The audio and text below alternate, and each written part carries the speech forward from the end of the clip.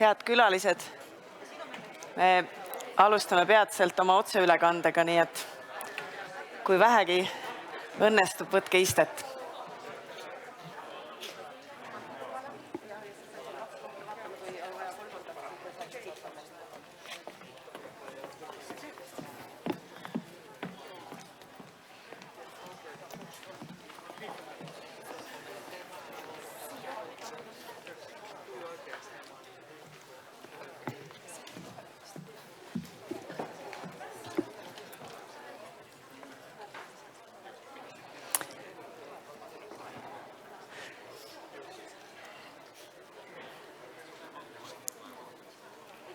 Hea küll, tundub, et suur koosolemise ärevus on vaikselt vaibumas ja võime oma sündmusega alustada. Tere tulemast Soome Instituudi Eestis 30. sünnipäeva tähistamiselle. Tervetuloa Suomen Viron instituutin juhlakonferenssiin, mikä titteli on tänä vuonna Suomen sillasta Talsinkiin kohti uudenlaista ylirajasuuteen aikaa. Minu nimi on Annika Arras ja mina aitan teil tänasel juubelikonverentsil orienteeruda siis kulttuuri- ja keelekoridorides. Olen virolainen ja suhteeni Suomeen ja suomalaisiin on ollut aika monimutkaista. Joskus lapsuudessa alkoi se ensimmäisten suomen kielen läksyjen kautta, tai siis Perenspelin ja Pikku Kakkosen kautta. Sieltä lähtien oli vaihe, missä olin töissä Suomessa kesätöissä. Sitten suomen kielin ja kulttuurin opinnot Tallinnan yliopistossa ja nyt 5 vuotta sitten perustin myös yhteisen bisneksen suomalaisten kanssa. Niin on ollut aika paljon yhteistä. Mutta tänään me võiksime vaadata koos mitte nii väga ajas tagasi, vaid hoopis ajas edasi. Ja Soome Instituudi eestvedajad ütlesid mulle seda üritust ette valmistudes väga ilusasti, et see ajalugu on väga tore ja sümpaatne, aga tegelikult me peame kogu aeg minema edasi. Ja seepärast me võiksime arutada, kuidas me siis suudaksime koos liikuda üha enam ja üha enam piiride ülese ajastu poole sellisel moel, et me teaksime, millised on need uued sillad või tunnelid, mida me peame ehitama selleks, et meie ühine kulttuuriruum oleks rikkamast rikkam. Mutta niin kuin äsken sanoin, olen ohjaamassa teidät, arvoisa yleisö, tänään myös kielitunneleissa. Ja se tarkoittaa siis sitä, että olisi mahtava, jos me käyttäisimme kaikki enemmän veljeskansojen kieliä jokapäiväisesti. Muuten sen osaamisestakin tulee historiallinen muistutus eikä tulevaisuuden mahdollisuus. Tästä nyt saan napata vinkin, että kui tänaste kuulajate seas on inimesi, kes mu viimaseid lauseid ei mõistnud, siis see on viimane aeg asuda soome keele oskust värskendama. Ja jos täällä on niitä, kenelle äsken sanottu ei ollut ymmärrettävä, niin ehkä olisi aika päivittää viron taitoja. Seetõttu olge valmis, et täna lavalt kuuldu saab olema mitmes keeles. On neid, kes räägivad soome keeles ja on neid, kes räägivad eesti keeles. Elikkä on niitä, kuka puhuu suomeksi ja niitä, kuka puhuu viroksi. And if there's a situation that some discussion partners do not speak both languages, we will switch to English. To make it all easier for you, dear audience, we also have simultaneous translation prepared. Therefore, please pay attention and I will repeat following instructions in both languages. Kõik saalis olijad, kui te vaatate tõlget, siis kõrvaklapid saate sealt, kui teil neid juba ei ole. Ja kanal 1 Eesti, kanal 2 Soome. Oli mul nüüd õigesti? Oli 1, 2. Ja selline palve ka teile, et kui te kõrvaklappe kasutate, siis hoidke neid enda käes terve ürituse jooksul. Kui lähete pausile, jätke kindlasti sama tooli peale, kuhu te pärast tagasi istute, sest et koroona tingimustes oleks siiski väga hea, kui need käest kätte ei liiguks. Ja ülekande kuulajatele, kui te vajate tõlget, siis Soome Instituudi veebilehe ülevalt äärest vahetades keelt Eesti või Soome, automaatselt saate siis tõlkega ülekannet vaadata. Sama suomeksi. Kaikki salissa olevat vierat, jos tarvitsette käännöstä, ottako kuulokkeet sieltä. Ja voitte sitten valita viron tai suomenkielisen käännöksen välillä. 1 on Viro, 2 on Suomi. Ja koronaolosuhteiden vuoksi pyydämme teitä pitämään kuulokkeet aina mukananne koko tapahtuman ajan, jotta ne ei pääse vaihtumaan. Küsimusi saab ka täna küsida. Selleks peate minema veebikeskkonda slido.com ja kui sisestate sinna Finst30, siis saate küsimusi esitada. Jätän endale õiguse otsustada, millal ja mida ma täpselt küsida kavatsen, sellepärast et ajakava on suhteliselt tihe ja kui oleme kuskilt üle sõitnud, siis sel korral jäävad küsimused küsimata. Aga kui õnnestub, siis ikka küsime.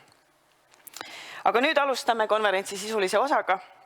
Palun lavale tervitussõnadeks Suomi instituudi säätiön hallituksen puheenjohtaja Riitta Huhtanen ja palun siis lavale sihtasutuse juhatuse esimehe Riitta Huhtaneni ja aseesimees Mikko Olavi-Seppele.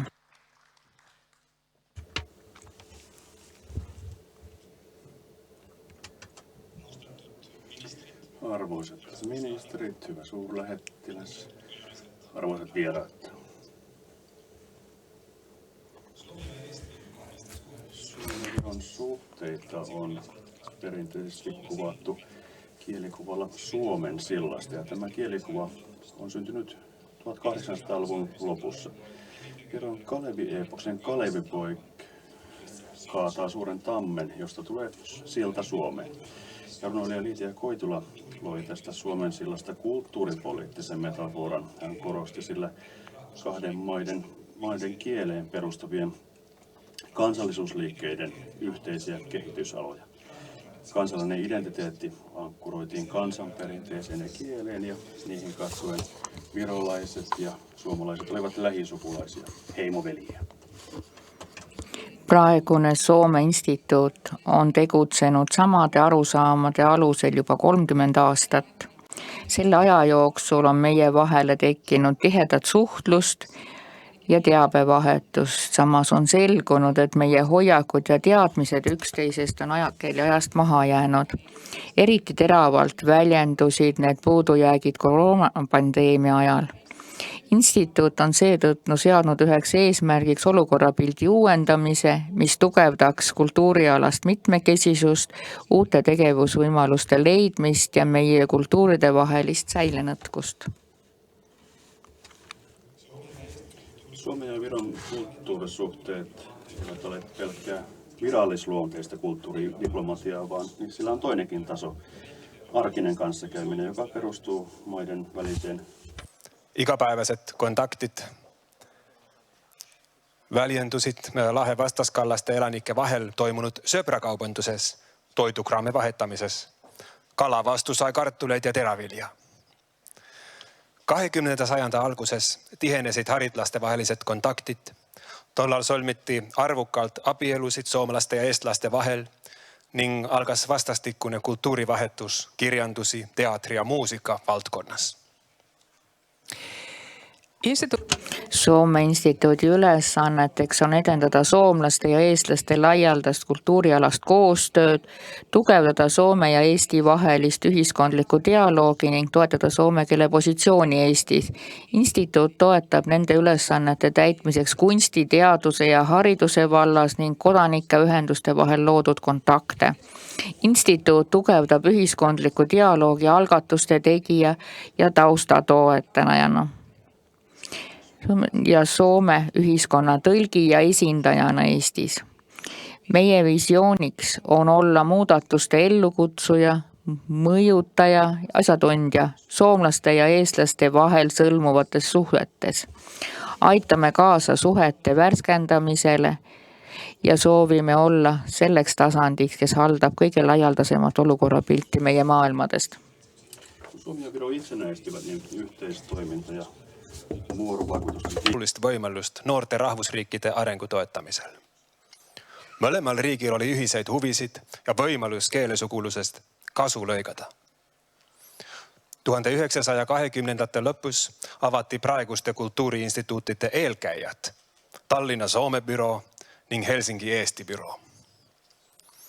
Need püüdsid suurendada hõimuvate nimel naabermaa ja naaberkeele tundmist ning edendada Soome ja Eesti vahelisi kontakte õpetajate ja õpilaste vahetuse ja riikide vahelise reisimise toetamise kaudu. Mõlema riigi koolis tekkis hõimupäeva tähistamise traditsioon. Soome instituudi üks peamisi ülesandeid on soome keele positsiooni toetamine. Keeleoskust edendatakse kirjanduse, raamatukogu ja soome keele õpetamise kaudu. Soome keele õppimine kõrgkooli tasandil on viimasel ajal nii Tartu kui Tallinna ülikoolides mõneti raskustesse sattunud. Samal ajal on vajadus soome keele oskajate järele piiriüleses ettevõtlustegevuses pidevalt kasvanud. Soome keele positsioon on meil südamel ja me soovime oma keelepoliitilisi otsustusi mõjutada. Samuti peame oluliseks rõhutada eesti keele õpetamise osatähtsust Helsingi ülikool. Hõimuvate reaalpoliitiliseks aluseks oli sarnane asukoht suurriigi varjus.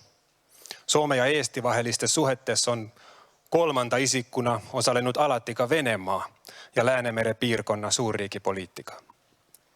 Seda oli selgesti tunda teise maailmasõja päivil ning sõjale järgnenud aastakümnete jooksul, mil Eesti oli Nõukogude Liidu võimu all ning suhtlust Soome ja Eesti vahel reguleeriti Moskva kaudu. Riiklik kultuuridiplomaatia oli tollal oluline võimalus omavaheliste kontaktide loomiseks. Nõukogude ajal aitasid Soome silda hoida sõpruslinnade vahelised suhted, vastastikku korraldatud kultuurifestivalid ning teatrite külalisetendused. Instituut on teinud strateegilise otsuse kaasata oma programmilisse tegevusse venekeelsed sihtgrupid ja alates 2018. aastast korraldanud regulaarseid ettevõtmisi Ida-Viru venekeelse elanikkonna hulgas. Tegevuse lähtekohaks on võrdväärsuse tugevdamine. Võtmerollis on koostöösuhted venekeelse sihtgrupi, näiteks noorte hulgas juba tegutsevate kohalike korraldusmeeskondadega. Soome ja Eesti vaheline sild, elav ja orgaaniline kontakt kahe riigi vahel, on ideaalpildis tegelikkuseks saanud. Samas on silla metafoor juba oma aja ära elanud. Kunagise ühe- või kahesuunalise suhtluse ja organisatsioonide poolt veetud koostöö asemel iseloomustavad meie kaasaega pigem piiride hägustumine, Soome-Eesti hübriidse identiteeti avardumine, soomlaste ja eestlaste vaheliste niidistike ulatuse süvenemine ning igapäevane võrgustiku taoline koostöö selle lugematutes vormides.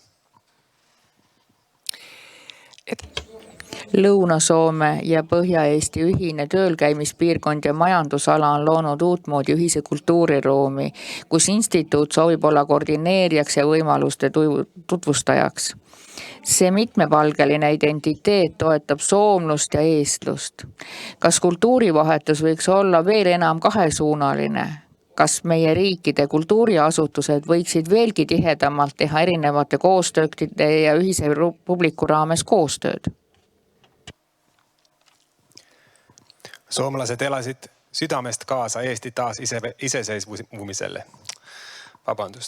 Peagi oli igal Eesti omavalitsusel oma sõprusomavalitsus Soomes, kus korraldati toetuste ja annetuste kogumist. Koostööprojekte oli kõikidel ühiskonna tasanditel. Kui reisimispiirangud lõppesid, ületas Soome ja Eesti vahel reisivate turistite arv peagi 1 miljoni piiri. Helsingi ja Tallinna sadamaterminalid vajasid uuendamist. Enne koroonapandeemia puhkemist oli kahe riigi vahel reisijate hulk võrreldes 80. aastate tasemega 100 korda suurem ning 20. tasemega võrreldes lausa 1000-kordistunud. Me liigume uue piirideülese ajastu suunas. Tõlsingist kõnelemine on aktuaalne teema ning instituut soovib luua selles vaimus ühise kultuuriruumi ideest lähtuvaid kontseptsioone. Usume, et meie tulevik kultuuri- ja kunstiasutuste ühiseks publikus me tahaksime arengudelt võimalikke takistusi kõrvaldada. Vajame ühiste tegevuste jõustamiseks ja üksteise mõistmise parandamiseks vajame ka jõulisemat panustamist. Soome peab ka riigivõimu tasandil seisma hea selle eest, et soome ja keele õpetamise eeldused oleksid mõlemas riigis paremini tagatud ja et riikide vahelised ainulaadseid suhted arvastataks ka otsustusprotsessides. Soojalt tervitan teid meie instituudi 30. aastapäeva konverentsil.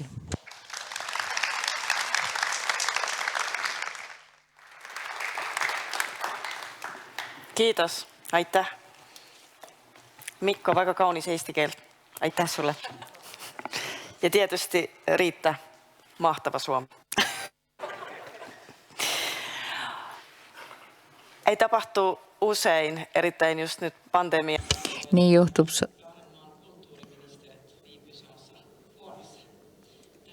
se tärkeä päivä. Ja alustavasti antaisin sanan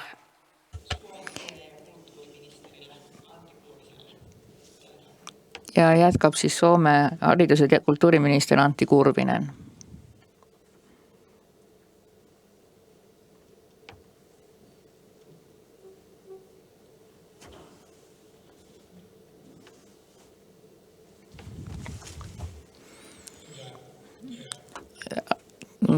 Ja tõeliselt uhke peopublik, austatud peokülalised. Kohe alguses veidi kultuurist. Lüürikat, mis algab nii. Siin tervitame põhjapoolsed Kaljude maad. Me toome sulle oma sinu soojusele ja tõele toetuvad uskumused Siimbor rannakul. Nüüd koguneme kokku ja ühendame käed. Meil on siin Soome sild, meil on tiivad, millele tõusta. Meil on ühine meel ja meie ainus eesmärk ja aade. Me saame oma unistused tõeks elada ja Soome lahe laineid, kui põhjamaine tuul siin puhub, lauldes tervitame koos. Palju õnne, Soome sild. Tsitaat lõpeb ja see on tsitaat Liidia Koidula luuletusest Soome sild. Ehk on raske üldse varemini nimetada Soome ja Eesti vahelist kontakti ja seost, meie ühist ajalugu, meie vendlust ja õdede vahelisi suhted, et see võiks olla ka Eesti sild, aga nii on öelnud luuletaja ja need salmid kõnelevad sellest, millest me siin täna räägime, mida me tähistame. On rõõm sellel üritusel osaleda ja vaatamata sellele, et eestlaste ja soomlaste ees on aastate jooksul olnud palju väljakutseid, oleme me siiski olnud äärmiselt vastupidavad ja meil on õnnestunud ka see sündmus teoks teha, ka nii, et me peamiselt füüsiliselt siin Tallinnas kohal oleme. Soome ja Eesti on lähedased naabrid. Kelle vaheline suhtlus, see Soome sild või Soome ja Eesti vaheline sild on muutunud argipäevaseks ja ühe meie igapäevaelu osaks alates sellest, kui mõlemad riigid on Euroopa Liidu liikmeteks saanud. Soome ja Eesti vaheline koostöö põhineb ennekõike meie geograafilisel lähedusel, keeltevahelises suguluses, ajaloo tundmisel ja ühistel väärtushinnangutel. On suur au ja rõõm tuua teile siia Soome haridus- ja kultuuriministri positsioonid meie riigi valitsuse poolt tervitused Soome instituudi 30. aastapäevale pühendatud konverentsile. Omas sõnavõtus ma puudutan 3 temaatikat. Esmalt räägin ma Soome Eesti instituudist, selle programmi koostaja rollist. Teiseks räägin veidi soome keele õpetamise ja hariduse toetamisest ja kolmandana räägin mõningaid aspekte tuleviku arengutest. Austatud piduliku konverentsi külalised, esmalt on ilmselt nagu sünnipäeva peol kindlasti on omal kohal rääkida üht-teist ka sellest, niinimetatud sünnipäeva sangarist, päevakangelasest, Soome Eesti instituudist. Instituudi ülesandeks on hallata meie Soome-Eesti vahelist kultuurikoostööd ja tugevdada Soome ja Eesti vahelisi kontakte kultuuri ja hariduse valdkonnas. Soome-Eesti Instituut jälgib hoolega Eesti ühiskonna arengut ja püüab omalt poolt anda panuse ka ühiskonna arengusse omapoolse programmide väljatöötamisega. Soome ja Eestit ühendab mitu teemat, nagu ma siin alguseski nimetasin, ja meie riikide vaheliste sarnasuste ja meie rahvuste traditsioonide toetamisel on Soome Instituut teesis väga palju esile tõstnud ka meie riikide vahelisi erinevusid ja arutlenud nende põhjuste ja nende tähenduste üles, kuidas see mõjutab nii kultuuri kui ka erinevaid kunstialasid ja see on selles mõttes on ka 30 aasta jooksul äärmiselt põnevaid projekte algatatud. Instituudil on olnud alates asutamist olnud kontorid nii Tallinnas kui Tartus, nii et sellega on kaetud tegelikult kogu Eesti oma tegevusega. Viimastel aastatel on huvitav arengukulg Soome-Eesti Instituudil on olnud just Narva suunas laienenud tegevust, mis on uut ja huvitavat sisu instituudi tegevusse toonud. Muu hulgas ka näiteks kunstiresidents on loodud Narva. Olen tegutsenud pool aastat Soome kultuuriministri alates maikuu lõpust ja üks selliseid rõhuasetusi minu tegevuses Soome valitsusse kuuluva ministrina kultuuri eest vastutajana on kultuuri ekspordi laiendamine. Selles oleks Soomes kindlasti palju teha veel ja palju arenguruumi, et edasi liikuda. Ma pean äärmiselt oluliseks, et Soome-Eesti Instituut oma tegevusega toetab kunstnike vahelist suhtlemist, nende liikuvust ja laiendab ka rahvusvahelisi kontakte teiste Soome instituutidega. Instituudil on olnud väga oluline positsioon ka paljudes teistes ühisprojektides ja ma usun, et Soome-Eesti Instituut nagu teisedki kultuuriinstituudid, mis meil on väga olulisel positsioonil kultuurialase ekspordi vahendamisel ja suunamisel. Head kuulajad, veidi ka keelest, millest ma teie ees siin räägin, sellest samast keelest räägin siis soome keelest. Soome keel on olnud üks Eestis 3 kõige enam kasutatud võõrkeelest. See on tegelikult väga suurepärane teadmine, et tegelikult maailmas, sest on väga vähe selliseid riike, kus sarnast olukorda võiks olla ja see meile väikeste keelte esindajatena, see on meile väga oluline teadmine. On olnud väga positiivne kuulda sellest, et huvi soome keele õppimise vastu on jälle Eestis kasvamas. Selle eest me oleme kindlasti tänulikud ka meie päevakangelasele, kes on selle nimel palju panustanud ja tööd teinud kogu oma 30-aastase tegevusperioodi jooksul ja kindlasti pidanud äärmiselt oluliseks seda, et keel, mis on tegelikult värav teise rahvuse hinga, see on see lukk.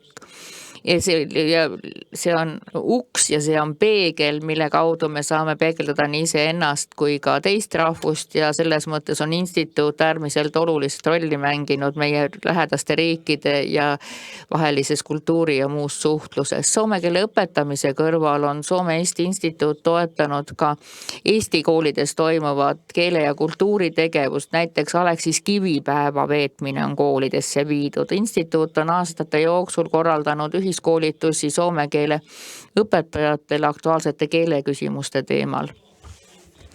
Väga tore traditsioon, mis on samuti motiveerinud soome keele õpetamist ja õppimist, on olnud iga-aastane soome keele õpetajate kooli ja uue noore õpetaja valimine ja parimad soome keele oskajad on omavahel ka võistelnud, nii et see on meie ühine traditsioon, et me oleme tegelikult mõlemad väga võitlusimulised, nii eestlased kui soomlased ja Agricola nimeline konkurss on korraldatud, kus siis Soome-Eesti Instituut on olnud ka üheks oluliseks korraldusmeeskonna liikmeks. Ma tahaksin tänada Soome instituudi keelepoliitilise mõjutamistöö eest. Pärast 20 aastast pausi on Eestis jälle võimalik siin soome keele on võimalik siin ka soome keele õppimise test koolitada, mis omal ajal nõudis väga suuri ponnistusi instituudilt, et see test tegelikult ikkagi teoks saaks ja nii on see nüüd lõpuks õnnestunud nii Eestis kui Soomes. Kohtusin äsja ka oma teise kolleegiga haridusministriga Eesti haridusministeeriumis ja siis me vestlesime ka sellel teemal, mis minu arvates on väga oluline, et haridusalal ka üha enam peab Soomes ja Eestis peab koostöös haridusvaldkonnas tihendama, on väga rõõmustav, et instituut on viimasel aastatel Ida-Virumaal noortele venekeelsetele koolidele korraldanud ka erinevaid koolitusi ja et sellesse on kaasatud ka kohalike Soome kolleege mentorlase ja arendusprojektide abil. Nii et loodetavasti ka see tegevus võib edaspidi jätkuda. Ja meil õnnestub kaasata sellesse ka erinevaid tegutsejaid ja finantseerimist lahe mõlemalt kaldalt. Head sõbrad, õed ja vennad. Ja siis veel lõpuks pööran pilgu tulevikku. Koroona on meie keskel, me oleme siin praegu koroonapassidega ringi liikumas, meil on maskid näo ees ja muidugi murelikke mõtteid tekib meil seetõttu nii kahel pool lahte, et mis tegelikult siin meil juhtuma hakkab, aga ma loodan, et tegelikult, et me mõlemad usuksime, et me saame ka nendest katsumustest, me saame nendega toime, kuigi on loomulikult ka musti stsenaariume ja tegelikult kultuuriruum on olnud see, mille kohal on olnud eriti palju musti pilvi nii Eestis kui Soomes, nii et veidi musta huumori kaudu lähenedes olen märganud, et kui meie mõlemaid riike tegelikult ühendabki selline sarkastiline must huumor on meile ühine nii soomlastele kui eestlastele ja ma olen kasutanud Soomes musta huumori väljendit, et kultuurialal on Soomes ja Eestis ja ilmselt kehtib see ka Eesti kohta. Et see pandeemia on olnud hullem kui sõda, sellepärast, et sõja ajal oli rindel tegelikult kultuuriüritusi sai korraldada, aga nüüd tegelikult kultuuriüritused on ju keelatud või edasi lükatud, sest tegelikult pandeemia tõttu me peame kohtumisi, kokkusaamisi vältima ja võib öelda, et sõja ajal oli ka olukord parem kui praegu pandeemia ajal. Ja see on ka tegelikult OECD on samuti täpavalt märkinud, et see pandeemia läbivalgustamine meie ühiskonnas on näidanud, millised on meie ühiskonna tugevused, aga mis on ka nõrkused ja see on tegelikult tõstanud esile ka kultuuri ja ala haavatavuse ja erinevate kultuuriala professionaalide sissetuleku ebakindluse ja killustatuse ja puutusega kunstnike ja kultuurivaldkonna spetsialistide sotsiaalsete eeliste puudumisega. Ka seoses selle läbivalgustamisega olen ma siiski kultuuriministrina märganud, et kultuuri seisukohalt on see koroona olnud selles mõttes nimetatud hea kriis, et öeldakse ju ka seda, et ka head kriisi ei tohi kunagi kasutamata jätta ja kriis sunnib meid ennast uuendama, sunnib parandama valesid tegevusmudeleid, tugevdama nõrku kohti ja selles mõttes lüürilisemalt, nagu ma võiks öelda, nagu ma ka alutasin luuletusega, et ei ole olemas nii musta pilve, et sellel mustal pilvel ei oleks hõbedast serva. Ja ma ei ole ilmselt nii hoolega jälginud avalikku keskustelu Eestis, aga vähemalt Soomes ei ole 10 aastas, ei ole kultuuripoliitikast nii palju räägitud poliitilistes agendades, kui praegu seda Soomes on tehtud. Näiteks parlamendis meie eduskunnas üks teema alati, mis kõnetab igal nädalal, et kui on poliitika nii juhatuse, koalitsiooni ja opositsiooni vahel, nüüd üle aastakümneid on nüüd kultuur olnud selline teema, kus kõik poliitikud ja erakonnad on sellest rääkinud ja kuigi on olnud probleeme kultuurisündmustes, siis kultuuriväärtus on tegelikult erakordsel viisil esile kerkinud, nii nagu kultuuriväärtuse nii majanduslikult, rahvamajanduse seisukohad, linnade, kui tegelikult meie kõikide heaolu allikana ja ühiskonda edasi viiva jõuna. Ja olen tegelikult väga veendunud selles, et nii Eestis kui ka Soomes see pärast pandeemia kriisi mõistetakse veelgi paremini ja selgemini seda, kui oluline on oma kultuur ja see, et meil on kultuuri ja kunsti ala professionaalid, kes ka toime tulevad ja kes on edukad. Ja kohe, kui ma sain kultuuriministriks, siis juba juuni alguses ma käivitasin kohe niinimetatud kultuuri ülesehitustöö Soomes. Me oleme käivitanud Soomes kultuuri ülesehitamise, mille eesmärgiks on esmalt 2022. aasta maiks kaardistada meie ala tegevussuundi ja loetleda konkreetsed tegevused, mille abil me loodame erinevad kultuurialad, kunstivaldkonnad uuesti hiilgusesse tõsta.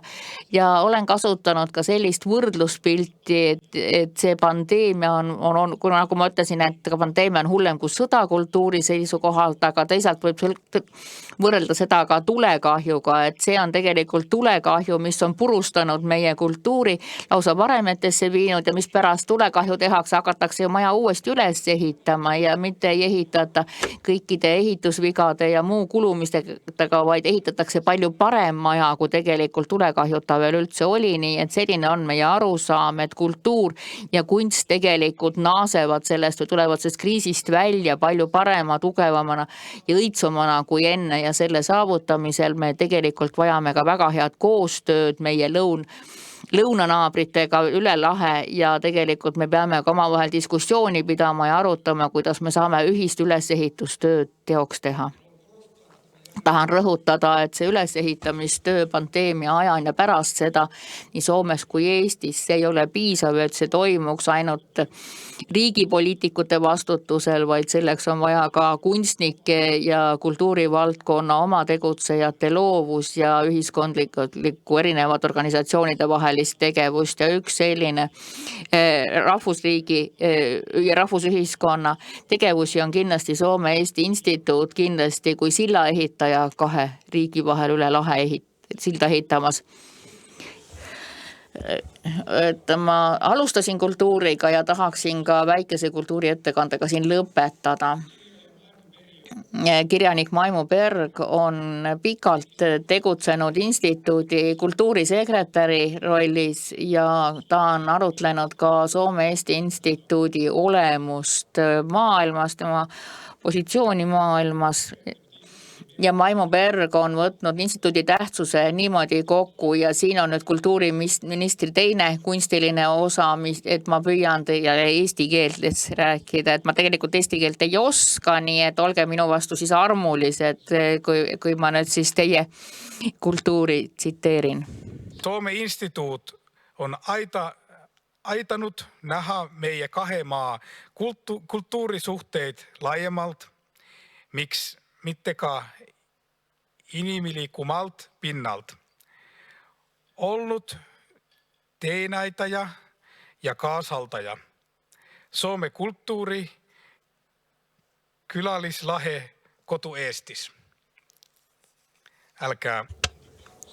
Ärge mulle hinnet pange, et sellega on tsitaat lõpeb, nii et soome keeles Maimo Berg on öelnud siis niimoodi, tsitaat algab, instituut on aidanud näha kahe riigi vahelisi kultuurisuhtled laiemalt kui ka inimlikuma tervikuna. Instituut on olnud teenäitja ja partner ning Soome külalislahke kodu Eestis. Nende sõnadega tahan ma tänada instituudi juhti Hannele Valge-Niemi, instituudi töötajaid ja ülikooli praktikante, kes siin on töötanud ja kõige selle pika aja, 30 aja jooksul kõiki neid inimesi, kes on instituudis töötanud praktikante ja instituuti haldavad Soome instituudi sihtasutust ja selle juhatust ja varasemaid juhatuse pikaajalise tiheda ja aktiivse koostöö eest, pikaajalise meie sõprussuhete adendamise eest ja ma tahan omalt poolt ka Soome kultuuri- ja haridusministri ja kogu Soome valitsuse nimel tahan õnnitleda sihtasutust ja instituuti 30 tegevusaasta puhul ja ma soovin teilt veelgi hoogsamalt, veelgi kõrgelennulisemat tegevust tulevastel aastakümnetel.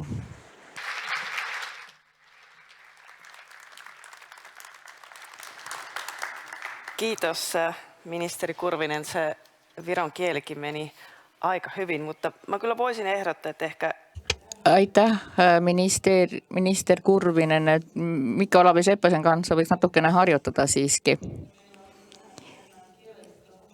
Et keeleline tasakaal oleks natukene suurem. Annaksin sõna Eesti Vabariigi kultuurile. Tiit Terik, palun.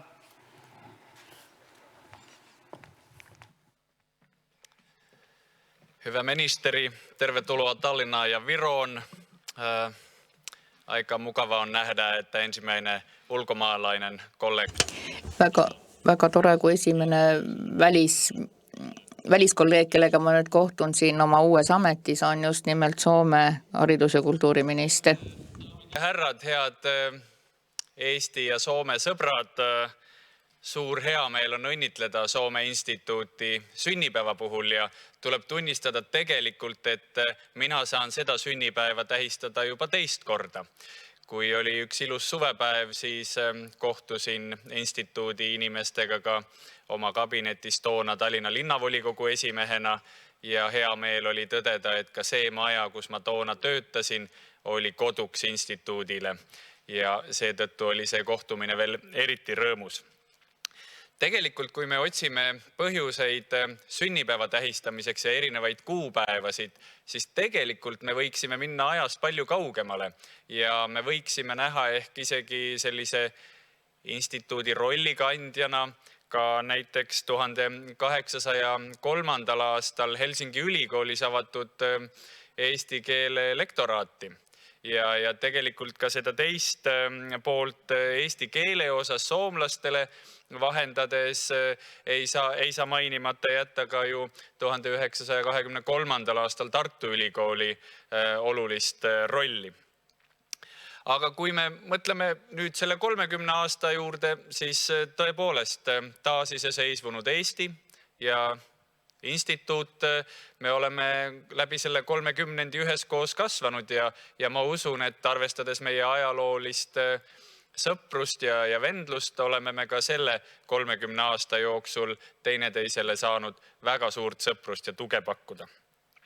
Ja kui peaks nüüd viktoriini küsimusega teid ergutama, siis kultuurivaldkonnast otsides võib-olla kõige sellist tugevamat kokkupuutepunkti, kus me saaksime mingist väga konkreetsest valdkonnast rääkida, siis jah, õigus on nendel, kes mõtlevad eeskätt Eesti filmi peale. Nimelt siin on meil kuskil 75–80% filmidest valminud Soomega koostöös, nii et see on ääretult oluline näitaja meie jaoks.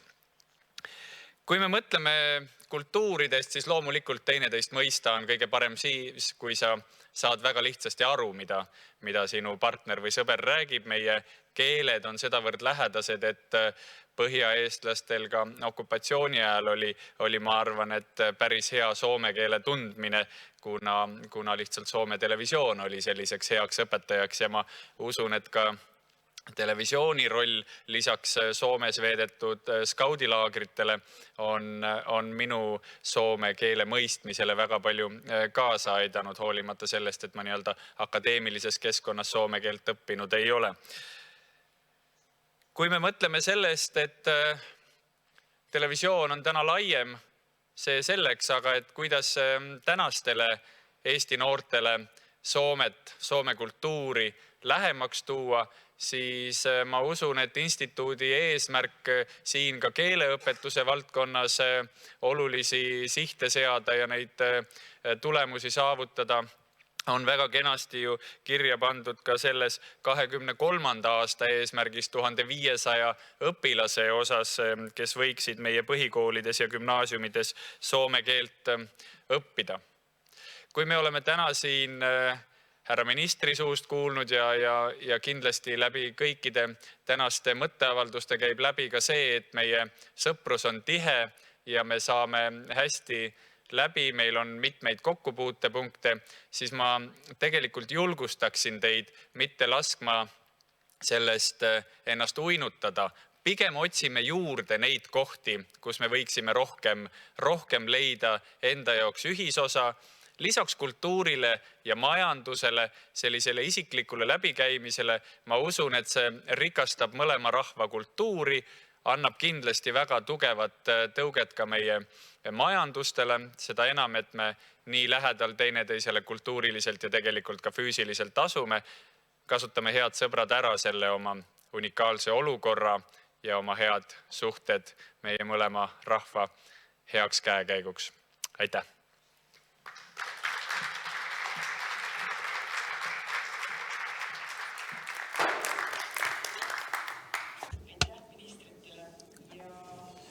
Siis palju räägitud Eesti-Soome kultuuri sild ikkagi areneks.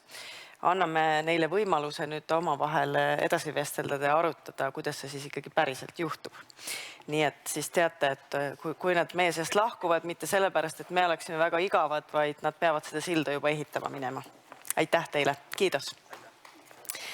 Meie aga liigume oma kavaga edasi ja järgmise tunni pühendame Läänemere piirkonnale muutuste tuules. Ja esimene ettekanne tuleb megatrendide teemal.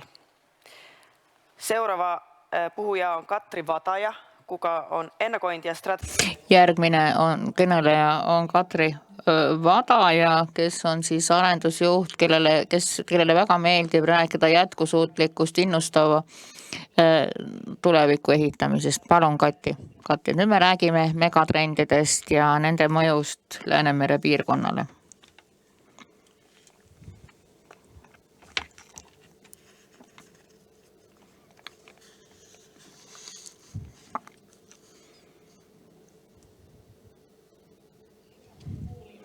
Head kuulajad ja austatud peokülalised. On väga tore, et täna on võimalus arutleda meie tuleviku üle ja ennekõike meie ühistulevikku arutada ja teha seda üheskoos. Viimased paar aastat on osutunud meile väga konkreetselt meie kõikide elus ja meie argipelus, et tulevik võib olla mõnevõrra teistsugune, kui me seda ehk ette kujutada oskasime. Ja seda on tuleviku uurijad nimetanud seda postnormaalsuse ajastuks ja nüüd viimati koroona ajastu on meile loonud ettekujutust, mida see ajastu tähendab ja üha enam me elame erinevate üllatuste ajajärgus ja tulevik võib olla hoopis teistsugune ja tulevik on lahtine. Aga lootust see muidugi tekitab, sellepärast, et tulevik ei ole ettearvatav. Me peame ja saame seda mõjutada. Aga et me seda mõjutada saaksime, selleks on oluline mõista ka neid arenguloogikat ja arengusuundi, mida me võime juba märgata ja mis juba toimivad. Ja kui sellest rääkides me räägime megatrendidest, et megatrendides endis kuigivõrd palju üllatuslikku ei ole, aga et me oleksime tuleviku suhtes paremini valmistunud, peame me mõistma ka megatrendide loodud tervikpilti. Et sageli, kui räägitakse megatrendidest ja tulevikest, pööratakse tähelepanu ühele konkreetsele megatrendiga seotud nähtusele ja tervikpilt jääb justkui varju. Aga täna me pöörame tähelepanu ennekõike just üldpildile.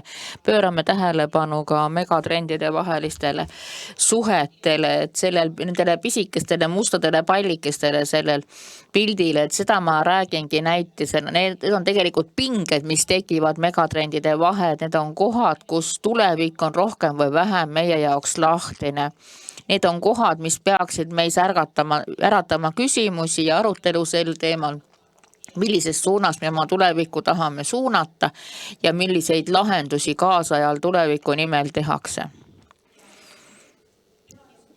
Need on just need kohad, kus tegelikult võib tulevik jääda vähe pingestatud olukorda, kui me veel täpselt ei tea, millises suunas me tulevikku suunama hakkame, aga jätame meelde endal selle üldpildi, kui me sukeldume megatrendide maailma veidi sügavamale.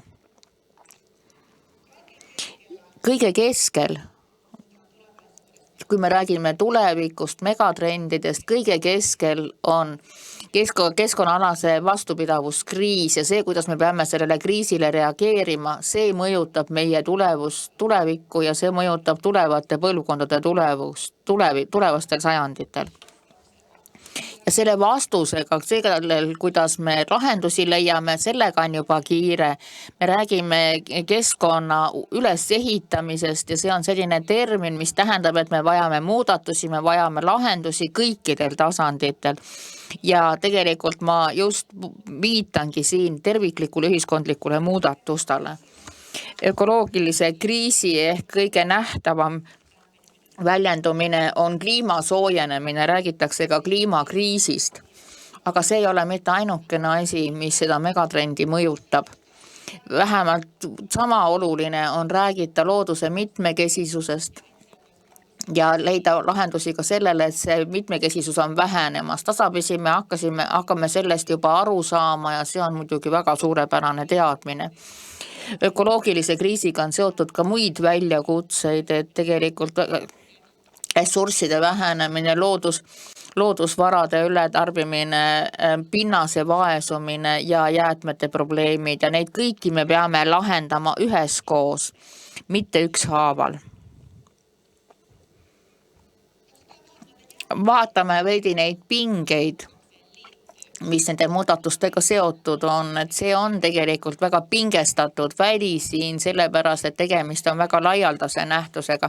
Keskkonnateadlikkus on viimastel aastatel olulisel määral kasvanud ja mitte ainult sellepärast, et noored on aktiivselt hakanud selle teemaga tegelema, vaid tegelikult kõikides vanusegruppides on vastav teadlikkus kasvamas. Me oleme näinud juba päris viimastel päevadel, me oleme näinud väga et ÜRO kliimakonverentsil praegu on meile väga auahneid plaane seotud ja see loomulikult loob ka lootust juurde, aga samas lahendus on ennekõike ikkagi seotud sellega, et kuidas me nende eesmärgid ka tegelikkusesse viime, kuidas me realiseerime tegelike toimingutega. Ja me vajame ka keskkonnateadlikke tegusid, et me ei tohi piirduda ainult lihtsalt asjast rääkimisega, et sel ajal, kui me kliimateadlikkus ja kliimaaktiivsus on suurenenud ja kujunenud ka mitte ainult aktivistide, vaid ka tegelikult iga inimese argipäevaga on ta seotud, siis tegelikult on ka alahindamine samas suurenenud ja selle nähtuse eitamine. Ja täiesti keskne pinge selles muutuses tegelikult on selles, et kuidas meil õnnestub seda õiglaselt teha, kuidas meil õnnestub muudatused piisavalt kiiresti ellu viia ja selliselt, et see inimlikke kannatusi ei suurendaks ega näiteks ka ebavõrdsust ei suurendaks. Pandeemia kindlasti on meile demonstreerinud, et erinevad ootamatud seisakud ja üllatused meile midagi head ei tähenda, vaid neid tuleb püüda kontrolli alla saada ja mida kiiremini me suudame hallata muudatusi, seda parem on see kõikidele. Keskne küsimus on see, et kuidas meil õnnestub selles kiires ja õiglases ökoloogilises ülesehitamises ja mis on meie riikide, Soome ja Eesti roll selles globaalses muudatuses, et väga sageli me kuuleme alahindavat suhtumist, et see ei ole meile üldse oluline. Aga me kõik tegelikult, me peame kõik selle küsimusele vastuse leidma ja need, kes suudavad kiiremini lahendusi leida ja skaleerida kogu olukorda, need tegelikult on globaalses konkurentsis paremini kaasatud, et mida võiksid need jätkusuutlikud eluviisid tegelikult praktikas endast ette kujutada, see on oluline küsimus ja kuidas me suhtume loodusesse, et koroona ajal on loodusesse suhtumises võinud muutusi toimuda, aga kuidas me ka edaspidi neid muudatusi elus hoiame, et kas me näeme loodust ressursina ja rõhutame tema enesemõistetavasse situatsiooni ja sellele, et inimene on looduse osa. Keskkonnakriis nõuab lahendust kõikidel tasanditel, see ei ole mitte ainult tehnoloogia või poliitika küsimus, vaid tegelikult on see ka kultuurimuudatust eeldav tegevus. Aga otsustusi, protsesse on vaja täiesti ikka kõikidel tasanditel ja selle tõttu on oluline vaadata ka sellele, et milline on areng nii otsustusprotsesside kui ka võimu kasutamise suhtes, et me oleme nimetanud seda trendi võrgustiku taolise võimu tugevnemiseks, et see tähendab seda, et me oleme praegu liikumas mitmekesknega maailmast mitme sõlmkohaga maailma. Ja see tähendab seda, et kui mitmekesksega maailmas võim on koondunud teatud suurriikide kätte, siis mitme sõlmkohaga maailmas seda võimu võib olla ka teistel tegutsejatel, mitte suurriikidel, ja see on pigem nagu võim võrgustikele ja võrgustike vahelisse koostöösse ja nendes võrgustikes ja selles koostöös jagatakse ka kultuurilist, poliitilist ja ka tehnoloogilist võimu. Sotsiaalmeedia on võimaldanud ja kiirendanud ka sellise võrgustikutaolise võimu tugevnemist ja üheskoos tehnoloogia arenguga. Me oleme näinud uutlaadi liikumist esile kerkimist, et praegu kes tahes võib mingi rahvusliikumise või kodanike liikumise käivitada, mis globaalsel tasandil võib-olla vähemalt vapustab või vähemasti kõigutab olemasolevaid traditsioonilisi struktuure. On äratuntavad ka teised trendid, et näiteks tugevate juhtide esile kerkimine ja nende imetlemine, et sellise jõuliste liidrite imetlemine on koroona ajal ka hoogu juurde saanud. Kriisi ajal sellist võib tõesti kergesti näha ja ühtlasi on ka populismi kasv olnud ülemaailmsel tasandil ja Euroopa tasandil olnud jõuline. Kui varem öeldi see, et teadmises on jõud, siis tegelikult nüüd võrgustikutaolise maailma on ka hämmeldusel on oma jõud, et tegelikult seda hämmeldust esineb ka mitmetel tasanditel, et seda me nägime enne koroonat, aga nüüd me oleme ka koroona ajal näinud seda, mida hämmeldus ja mida valeinformatsioon võib põhjustada, et räägitakse isegi infoteemiast sellest, et mis on desinformatsiooni vahendamise tulemused võivad olla. Keskne pinge ja küsimus tekib ka sellest, et kuidas me arendame demokraatia arengut. Nii, et see demokraatia areng võimaldaks laialdast kaasamist ja seda, et oleks ka võimalus omapoolse mõjutamise võimalikkusest. Ja nüüd on kirjeldatud seda koroona aega ka sellisena, et otsustusprotsessid on tsentraliseeritud, aga kuidas me demokraatia arengut siit saaksime edaspidi jätkata. On tegelikult muret tekitavaid arenguid ka Euroopa demokraatiate arengutes selles, et inimeste usaldus demokraatiasse väheneb, kuidas meil õnnestub demokraatiat uuendada nii, et ta kaasajaga paremini kokku sobiks, kuidas me tagame sõnavabaduse, mitte ei tugevda informatsiooni mõjutamist.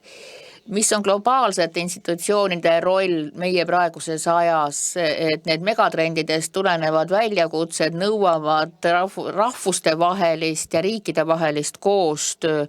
Seda ei suuda ükski üksinda ära lahendada, aga kuidas riik, tsentraalsed institutsioonid suudavad väljakutseid vastu võtta, selles on küsimus. Selles ajas on oluline küsida ka seda, kuidas me vähendame vastamisi paigutamist ja hämmeldust, et me näeme sellist eesmärgi pärast hõimude kujundamist, klannide moodustamist, mida tegib nii rahvuslikul tasandil kui ka piiriüleselt erinevate rahvuste vahel. Ja kuidas me tugevdame otsustusprotsessi mitmetest sõlmkohtadest koosnevas maailmas.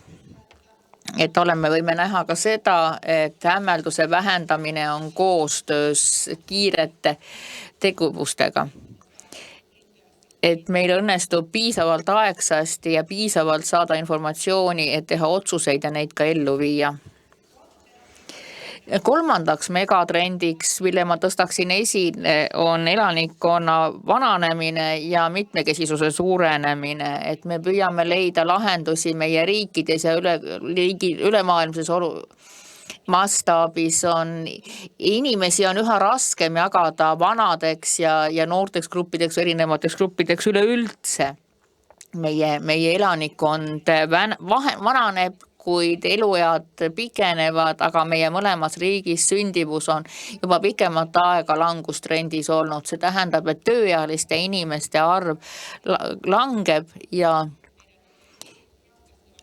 et me peame tegelikult otsustama, mismoodi me oma heaolu teenuseid finantseerime ja kuidas me tagame nende piisavuse ja kvaliteedi ka edaspidi. Hea küsimus on ka see, et milline on tulevikuühiskond, kui seal on hiliskesk ja eakate inimeste arv suureneb, et milliseid teenuseid sellised ühiskonnad vajavad, milliseid teenuseid inimesed vajavad, et kust meil üldse piisab tööjõudu ja kust piisavat oskusteavet kõikide ülesannete täitmiseks ja seetõttu on oluline diskuteerida ka konstruktiivselt sisserändamisteema üle ja otsida lahendusi sealsetesse valdkondadesse. Meil on oluline mõista, et me saame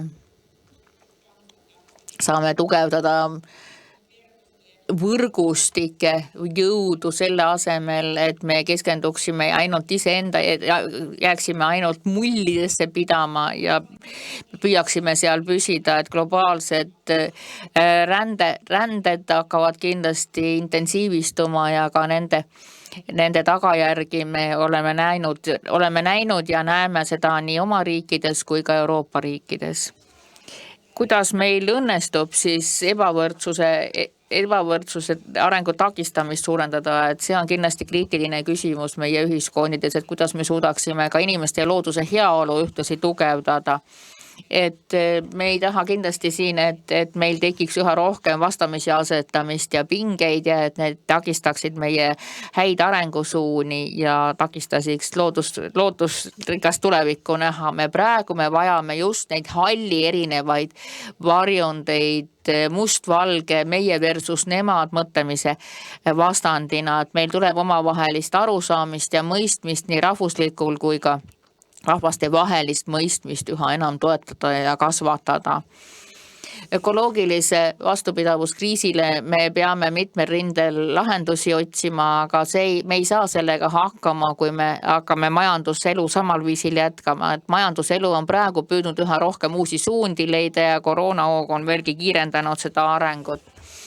Nii et sellest tegelikult tuleneb meil üsnagi ühine arusaam, et midagi tuleb teha, aga millises suunas liikida ja kui kaugele, seda me veel alles mõtleme, mida tähendab majanduse uuendamine.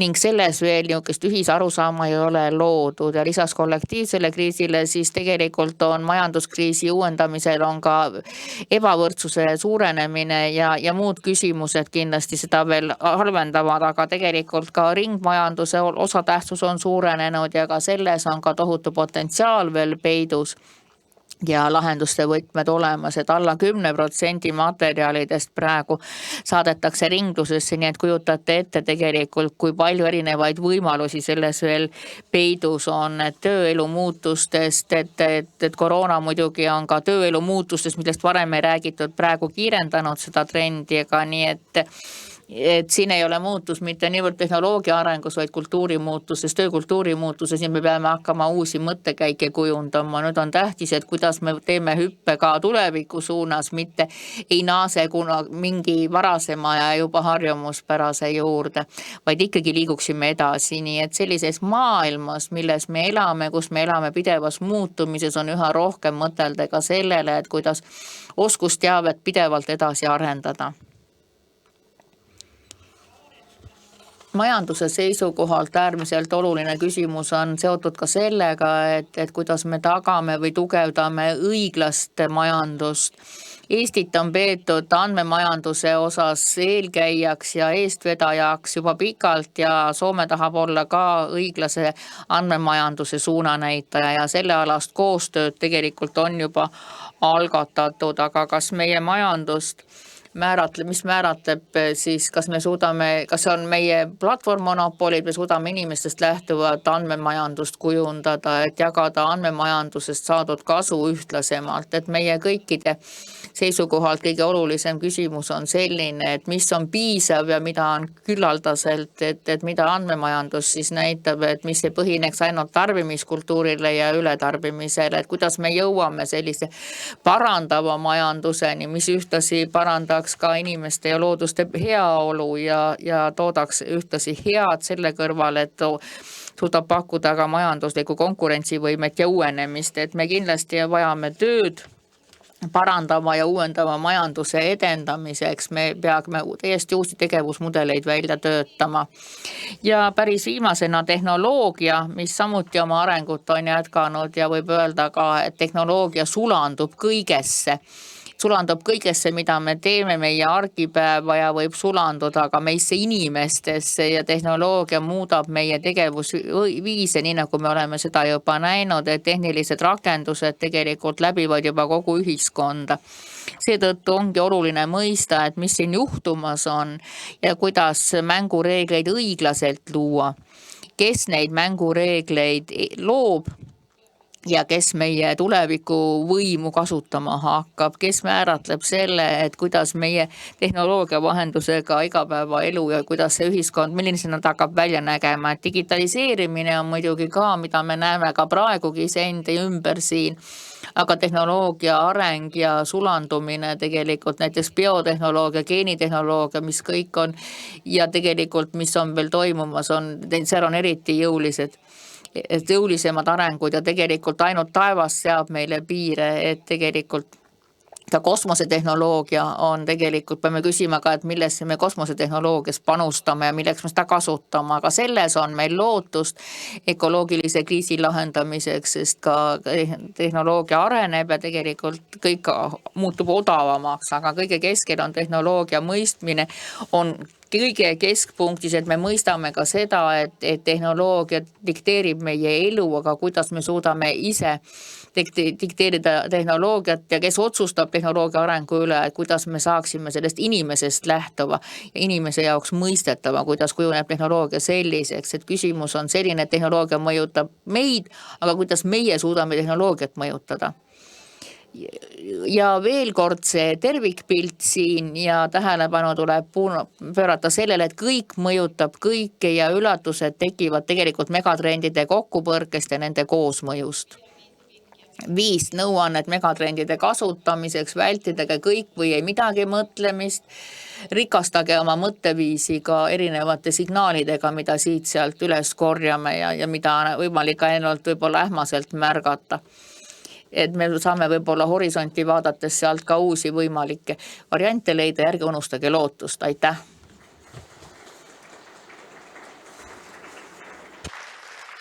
Kiitos paljon. Aitäh! See läks hästi. Meil nüüd kohe tuleb üks inimene siia lavale, kellelt me oleme palunud kommentaari sellele, mida me äsja kuulsime, nii et ole hea. Pirjo Kääriäinen Aalto ülikoolist. Ole kena, istu siia meie keskele ja võta täiesti rahulikult. Aitäh, Katri, väga inspireeriva sõnavõtu eest ja mina tõepoolest olen ise Aalto ülikoolist, olen haridusvaldkonnast ja töötan kogu aeg tegelikult meie noorte tuleviku ja tegutsejatega ja mul on sellest tehnoloogiast nüüd lihtne jätkata. Et see on tegelikult nii mitmetasandiline teema, et ühelt poolt digitaaltehnoloogia on tegelikult just nagu maailma meile avanud ja kõige kaugemale olevad asjad on järsku lähedal, aga vahel tundub, et kõik, mis on lähedal, on järsku kaugele jäänud, et me enam ei tea, millest materjale, kus me materjale saame või kus me oma toidu saama, et tegelikult kui me saame kas või ananasse talvel rohkem süüa, eks ole, ja näid igasugu maitsvaid köögivilju süüa, nii et selles mõttes väga huvitav lähenemisnurk ja kui ma ise ka mõtlen veel sellele, et kuidas meie materiaalne maailm, millest sa nii kenasti rääkisid siin, et kui suurtes raskustes me tegelikult selle maailmaga praegu oleme, siis tegelikult see võiks olla hoopis teistsugustne, võib olla see maailm tulevaste aastakümnete järel ja tegelikult suur osa materjalidest ja näiteks toidust see valmistatakse hoopis uut tüüpi tehastes bioreaktoritest, hoopis teiste meetoditega, kui siiamaani toitu on valmistatud ja tõenäoliselt me tõesti väga hoolikalt täidame mitmed korda ja suuname ringlusesse kõik oma toorme, nii et tegelikult muidu meil selleks igasugused võimalused puuduvad, aga see põhiküsimus siin, kuidas meil õnnestub see tervik mõistlikes piirides pidada ja kuidas tarbimist piirata, et muidugi see materiaalse maailmaga on jälle selline lahe asi seotud, et mitmed sellised ja paljudele meist tuttavad materiaalid, järsku meie noored inimesed leiavad need uuesti, mis on varem põlvkondadele tuttav olnud, et tegelikult see tehnoloogia arengul ongi tegelikult selle arengu vastandina hoopis tuntakse suurt huvi selle vastu, et midagi saaks hoopis ise teha, et näiteks kas või tekstiilidest vaipa kududa või riideid parandada, et need on tegelikult juba selle pöörde teine pool, et tegelikult need lähedal olevad asjad õnnestub jälle uuesti üles leida. Üks asi, millele ma olen palju mõelnud just seda võrgustike alasele koostöö loomisele, et kuidas tekivad edaspidi meie omavahelised suhted, kuidas isiklik kontakt, isiklik kokkupuude Eesti ja Soome vahel just individuaalsel tasandil, mismoodi see muutub, et kõik noored on ju tegelikult väga globaalsed, et kui me kas või mõtleme, et kus me ise oleme praegu ja kust me oleme leidnud huvitavaid inimesi, kellega me koos töötame, aga tegelikult see muutus nõuab ka seda, et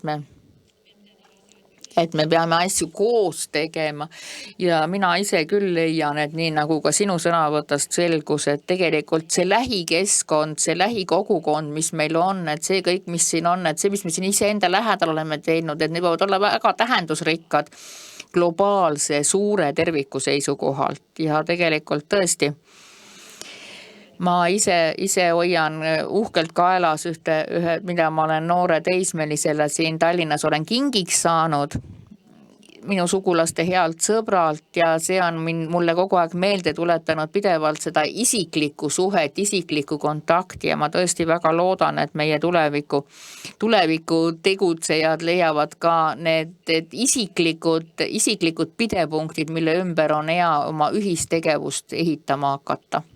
Aitäh. Kas võib kommenteerida? Palju häid mõtteid tõusis kohe siit esile, et on palju sellist, mida saaks süvendada, aga kui mõne pointi siit saaks esile tõsta, siis just see ringmajandus tegelikult peab lähtuma tegelikult päris algusest nendest toormaterjalidest, toote arendamisest ja mudelite planeerimisest ja ta peab tegelikult jõudma ka täiesti mõttemaailma väärtuste ja hoiakuteni, et tegelikult see ei ole mitte see, milleks me kasutame, vaid peab kaasama ka see, et kui me praegu oleme lineaarses liikumises, siis me peame tsirkulaarsesse liikumisse jõudma, et kuidas see tsirkuleerimine võiks toimuda Eesti ja Soome vahel, et see on ju väljakutse meile kõikidele, et kui Soomes on suurepärane ringmajandus toimib, siis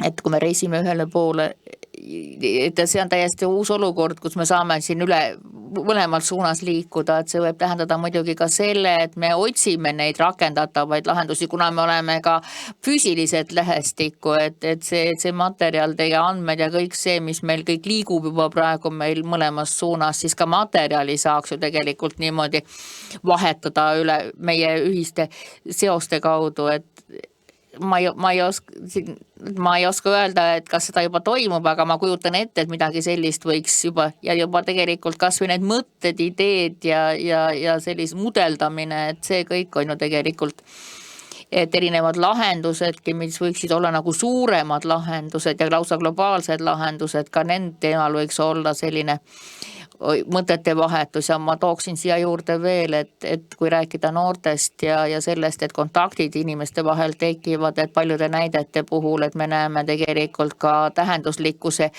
igatsust ja tähenduslikkuse esiletõusu, et noored otsivad tööelust tähenduslikkust ja ma usun tegelikult, et see tähenduslikkuse kasv tegelikult ka edaspidi tõuseb ja selle nimel tehakse ka inimkontaktide kaudu, me hakkame seda ehitama, et tunded on tegelikult ikkagi tunded on see teema, mis on meie jaoks olulised ja mis meid edasi viivad, aga küsiksin veel teilt mõlemalt, et kui me räägime nüüd Sitrast ja Aalto ülikoolist, et te tegelikult olete äärmiselt olulistel kohtadel, te olete tööl, mille kaudu te tegelikult peaks, kuidas ma nüüd ütleksin,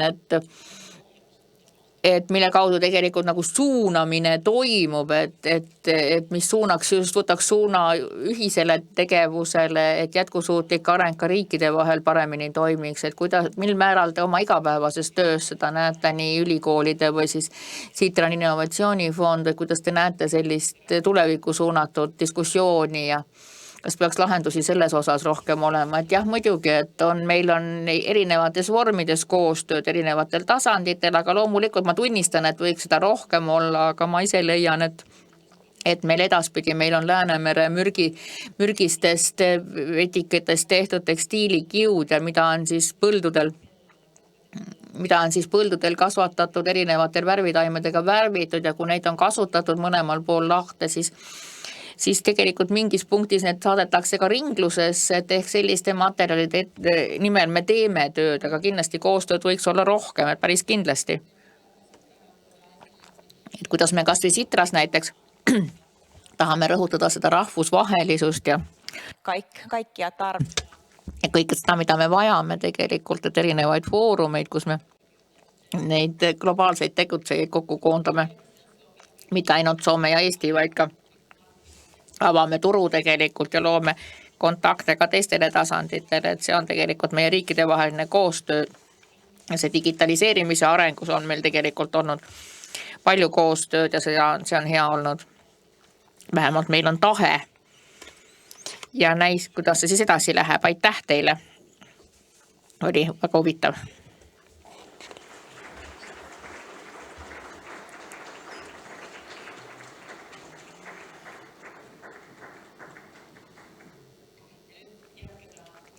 Ja nüüd me jätkame eesti keeles. Erinevate keelte vahel ja järgmiseks ma annaksin sõna Kaarel Tarandile kultuurilehest Sirp. Ja ma rohkem sissejuhatust ei teegi, sest et küllap tal on päris palju meile öelda ja siis me saame teada, kuhu poole tema meid siis tõmbama või tõukama hakkab.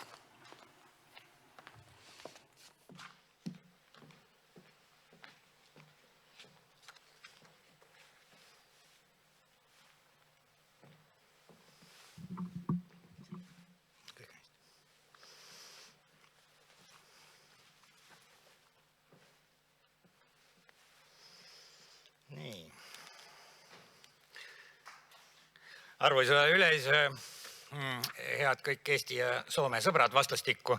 Kuna mul lubati täna eesti keeles rääkida, siis ma seda teengi. Ja kõigepealt, et ennast natuke ette välja vabandada selle eest, mis nüüd järgneb. Ma tahan igaüht, kes siin on, tänada ja kiita ja lõputult imetleda selle eest, et kõik siin viibijad kahtlemata on aastate ja aastakümnete jooksul Eesti ja Soome või eestlaste ja soomlaste vahelistesse suhetesse palju oma hinge ja armastust ja tööd pannud. Ja tänu sellele need meil tänaseni ka olemas on mingil määral. Ja rõhutan siis üle, et kõik see, mis nüüd järgneb, ja see on kaunis must jutt, ei puuduta mitte ühtegi teist. Palun pidage seda minu jutu lõpuni meelde, et ma ei räägi ühestki teist, kes on siin, ega ühestki, kes seda võib-olla kuskilt kaugemalt kuulab. Sest siin me oleme kõik valgustatud ja valguse käes. Ja teame iidsest ajast, et eestlaste ja soomlaste omavaheline suhtlemine eesti ja soome keeles on tähtis ja ainuvõimalik. Aga seal kuskil väljaspool seda valgustatud tare on suur pimedus. Ja seal elavad pimeduse jõud, kes tahtes või tahtmata töötavad sellele, mida meie siin teeme, hoides suhteid takistavad või õõnestavad või kahjustavad. Ja sellepärast mul ei ole ka slaide, sellepärast see oleks ainult üks must ruut mustal taustal nagu Malevitšil, kui ma mingeid slaide teeksin. Nii et jah, ma tean, et pidulikel puhkudel ju üldiselt räägitakse head. Aga ma siiski otsustasin, et kõige selle hea mingikski tasakaalustamiseks näitan ma teile pilti sellest, mis on halvasti, kus me oleme juba midagi valesti teinud. Ja eeskätt puudutab see muidugi Eestit, sest Soome otsustusprotsessidest, Soome ametkondades toimuvast Soome avalikust arvamusest ei tea ma piisavalt, et seda hinnata. Aga ma näen, mis meie poolel Eestis on tegemata või mis kahju on tehtud ja sellest nüüd räägingi. Nii et see tuleb üks rõhutatult must jutt. Andke andeks. Nüüd milles siis asi on? Eesti ja Soome suhted on ju käinud tõusude ja mõõnadega läbi kogu ajaloo ja kõik me neid lugusid ju teame, et miks midagi on natuke paremini või halvemini läinud ajaloos. Aga nii palju kui mina aru saan, siis vastupidiselt kõigile enne kõnelnutele väidan mina, et just viimase 20 aastaga või formaalse märgina sellest hetkest, kui Eestist sai Euroopa Liidu ja NATO liige, on Eesti ja Soome või eestlaste ja soomlaste omavahelised just eesti- ja soomekeelsed suhted kiiresti alla käinud ja nende jätkuvus tulevikus on oluliselt küsimärgi alla seatud ja kahjustatud ja see ei oleks kõik pidanud sugugi nii minema. Sest nagu juba varem on osutatud, 80-ndateks aastateks või 80-ndate lõpuks oli Eestis ju ikkagi välja kujunenud kuigi vigaselt rääkimise, aga ometigi väga lai soome keele mõistmise ja tarvitamise baas, mis oli loomulikult ka meile suureks abiks ja eduks võrreldes oma ajalooliste saatuse kaaslastega uude ühiskonda siirdumisel, sellega kohanemisel, enda mõistmise saavutamisel. Ja see kõige laialdasemalt loomulikult Soomes, aga see käib ka teiste võõrkeelte ja teiste maadega suhtlemise kohta. Meil oli õnne tol ajal, et Eestis osati õige mitut võõrkeelt või alati leidus vähemasti see üks inimene, kes oskas kas või taani keelt või sai Islandil hakkama, kui väikseid näiteid tuua. Nüüd, meil oli selline nagu kultuurinorm, et jah, et me püüame ja saame soome keeles rääkida ja mõista, et see oli osa meie Eesti kultuurist. Ja siis hakkas see kuidagi äkki hääbuma ja umbes just selle sajandi alguses siis tekkis kuidagi järsk katkestus. Me viskasime oma senise kasuliku asja oma kultuurinormist välja või ei paljundanud enam seda uute sugupõlvede peal, nii nagu me olime seda varem teinud. Ja mina väidan, et seetõttu on soome keele oskus ning vastavalt huvi soomlaste ja Soomes toimuva vastu jäänud pigem keskmise ja vananeva või vanema põlvkonna minusuguste asjaks. Siin saalis ei ole väga palju lapsi ja noori ka, no ma näen. Nii et jah, et sellel ei ole piisavat järelkasvu. No kõik me teame neid lugusid, et kuidas kellestki minu vanustest või vanematest nii-öelda soome keele mõistjad või soome sõbrad, soomlastega sõbrad on saanud. Ma ei korda neid lugusid üle, minul oli kahtlemata ilmselt selline äärmuslik selles küsimuses, äärmuslik kodu. Aga nii palju, kui ma mõtlen oma vanaema tegevuse peale ja tema kogu selle soomluse ja soomekeelsuse peale, mis seal kodus oli, televiisor lisaks muidugi, et see ei ole taastoodetav, see ei ole paljundatav. Mina oma lastele ja lapselastele ei saa sama mudeli järgi soome keelt ega soome armastust süstida. Sest jah, mul on loomulikult oma põlvkonna soome sõbrad. Aga pigem Eestis olles räägime me nendega eesti keeles ja Soomes olles suhtleme soome keeles või kõige täpsem on öelda, et meil on välja kujunenud selline omapärane soome-eesti segakeel, mida me kasutame. Endal on see meile väga lõbus, aga see ei ole kindlasti teistele õpetatav ega paljundatav keel, mida me kasutame. Nii et see ka sureb koos meiega. Ja nii ongi. Mina olen oma soomlusega nagu üks väljasurev liik või nagu oma beduiin oma kaamliga kõrbes oma soomlusega, et teist silmapiiril näeb aina harvem teist samasugust. Nüüd tagasi hüpates ajalukku, loomulikult oli selliste inimeste, kes oli Soome vastu huvi tundnud ja kes soomlusest lugu pidavad või Soome sidemeid pidavate eestlaste esmane ootus iseseisvumise või iseseisvuse taastumise järel. Et sellele rahvadiplomaatilisele rohujuure tasandi suhtele tuleb midagi lisa, et seda hakkab toetama ja täiendama riiklik, poliitiline, strateegiline arusaam. Ja ja võib öelda, et vanema põlve poliitikud ja juhid ja otsustajad teatud katseid võib-olla juba pisut allakäiguteele läinud erisuhte säilitamiseks või parandamiseks ka tegid. Ja Soome oli poliitiliselt meile tähtis läbi 90-ndate, aga nagu öeldud, kui saabusid Euroopa Liit ja NATO meie õuele, siis see järsku lõppes ja toimus ka poliitikas põlvkonnavahetus, kellele ja sellele uuele põlvkonnale enam Soome sellisel viisil poliitiliselt korda ei läinud, ta kadus pildilt. Ja võime öelda, et sisuliselt on Soome meie jaoks, meie riigi kõige suuremate otsustuskogude jaoks tühistatud olekus. Tõsi, et praeguseks on meil see ametlik solvamine on pausile pandud Eesti poolel küll. Aga näiteks arusaama peegeldab hästi see, et isegi meie igapäevast silda, mis on omamoodi ka osaliselt ka kultuurisild, et seda püsti hoidva Tallinki laevakompanii juhtidele on siin tervisekriisi ajal korduvalt öeldud, et vabandust, et see soomlastega askeldamine, et see on teie eraäri. Riiki, võimu, valitsust see eriti ei puuduta. Aga kui kord on nii, et naabrid on paratamatud ja ideaalis ollakse naabritega sõbrad, siis tuleb see küsimus tagasi, et kuidas on üldse võimalik ilma naabrite keelt ja kultuuri tundmata nendega sõber olla. Aga põhimõtteliselt on Eestis, minu arusaamist mööda Eesti kodanike käest küsimata, langenud otsus, et Eestil tegelikult suhtlemiskõlbulikke naabreid ei ole ega tule. Pealispinn formaalne suhtlemine toimub, aga nii saab olla ainult tuttav, mitte sõber. Ja eriolukordades ei ole tutvustest abi, sõprusest on. Sõpruseks on vaja rohkemat kui formaalsuste täitmist, on vaja kirge, huvi, emotsiooni, armastust.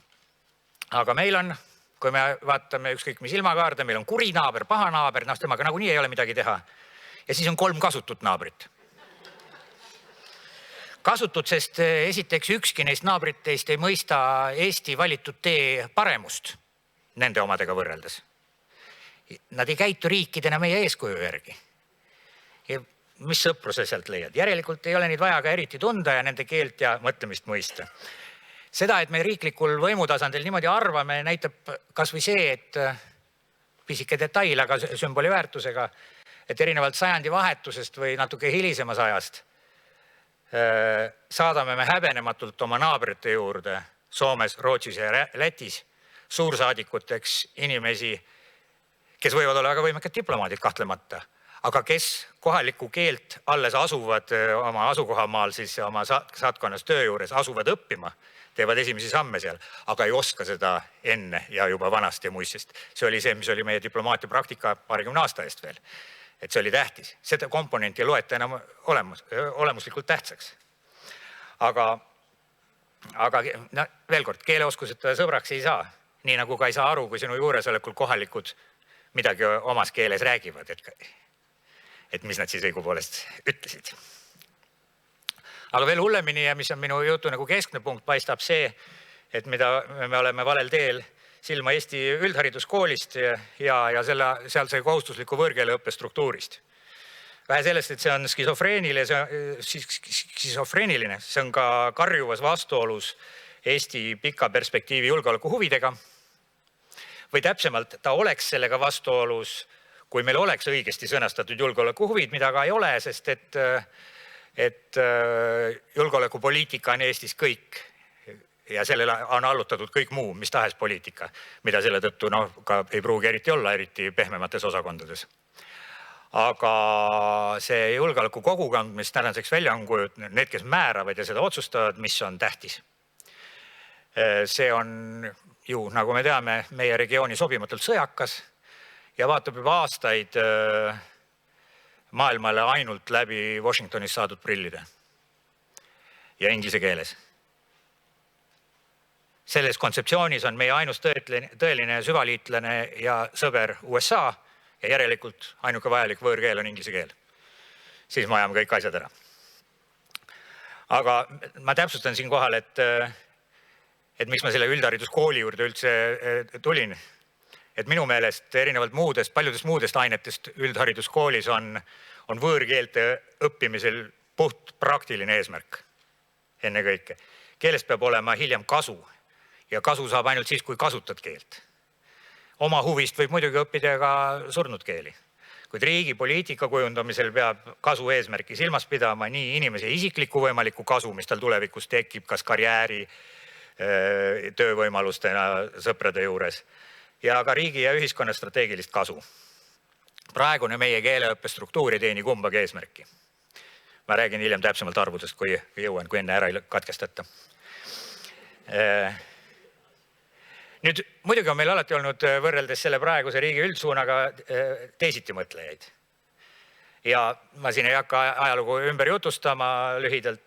Me võime selle tagasi viia Gustav Suitsu ja Soome-Eesti uniooni teema juurde või Ilmar Tõnissoni 30. aastatel väljendatud arvamusteni Põhjala orientatsioonist, mis meil ei realiseerunud, aga oli edukas Soomes. Aga see unistajate ilm on olnud aegade algusest ja on ka praegu selline paralleelmaailm.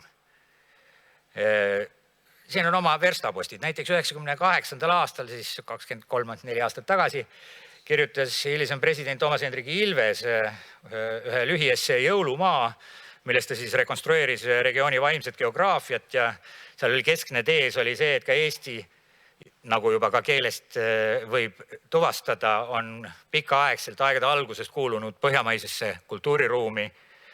Ja looritatult, eks mõtles Ilves ka siin seda, et kui saaks minna nii-öelda Soome teed, pääseda formaalselt, juriidiliselt ka Põhjamaaks, et siis tasub seda teha isegi siis, kui see peaks tähendama Lätist ja Leedust täielikku lahtiütlemist.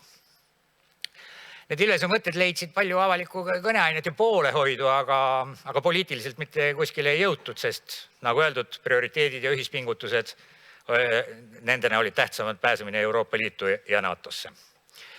Ja siiski selles utoopiakirjanduses jõuti otse riigi vahetu toimimiseni mõni aasta hiljem, sest nagu siin ilmselt kõik ju teavad ja mäletavad, tehti esimene Eesti ja Soome tarkade meeste raport, mille valitsus tellis aastal 2003 ja teine 2008 ja praegu kuuldavasti valmib kuskil kolmas ja saab järgmiseks kevadeks siis ka valmis.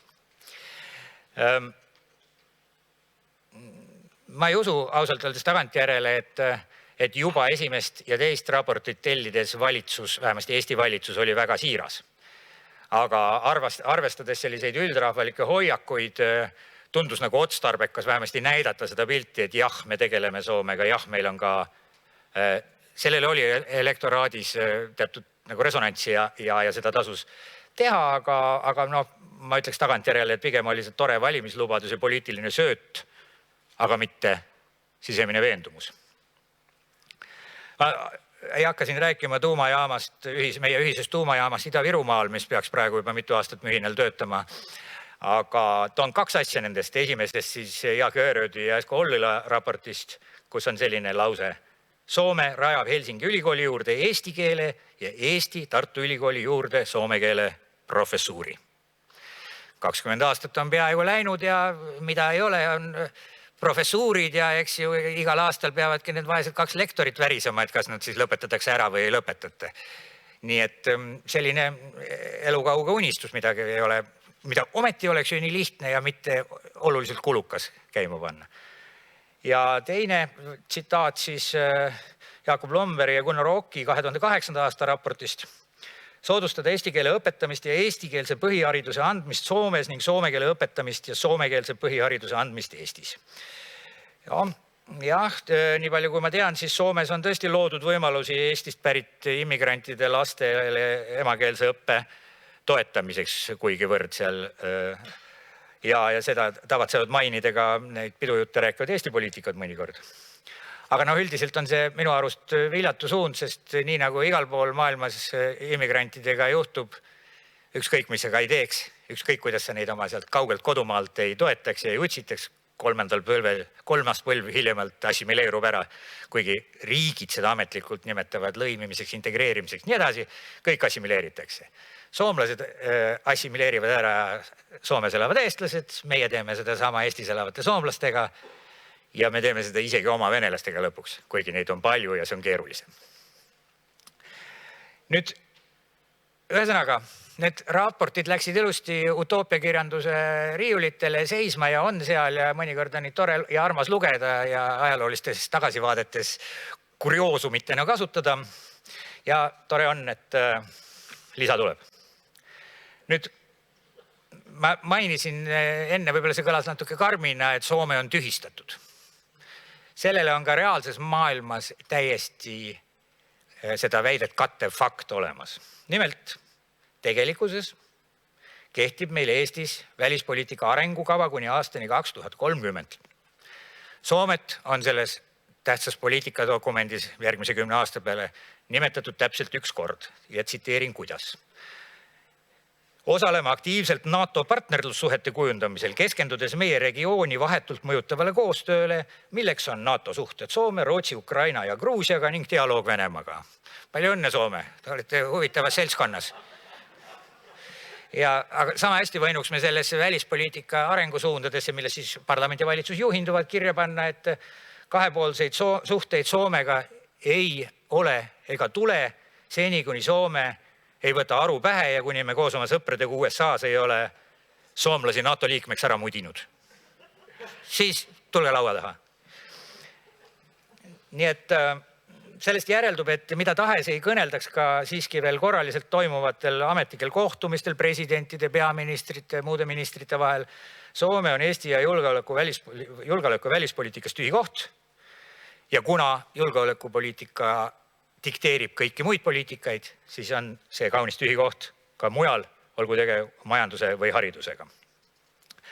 Ja hariduses on siis pilt järgmine, nagu ma ütlesin, tutvustan mõnda arvu.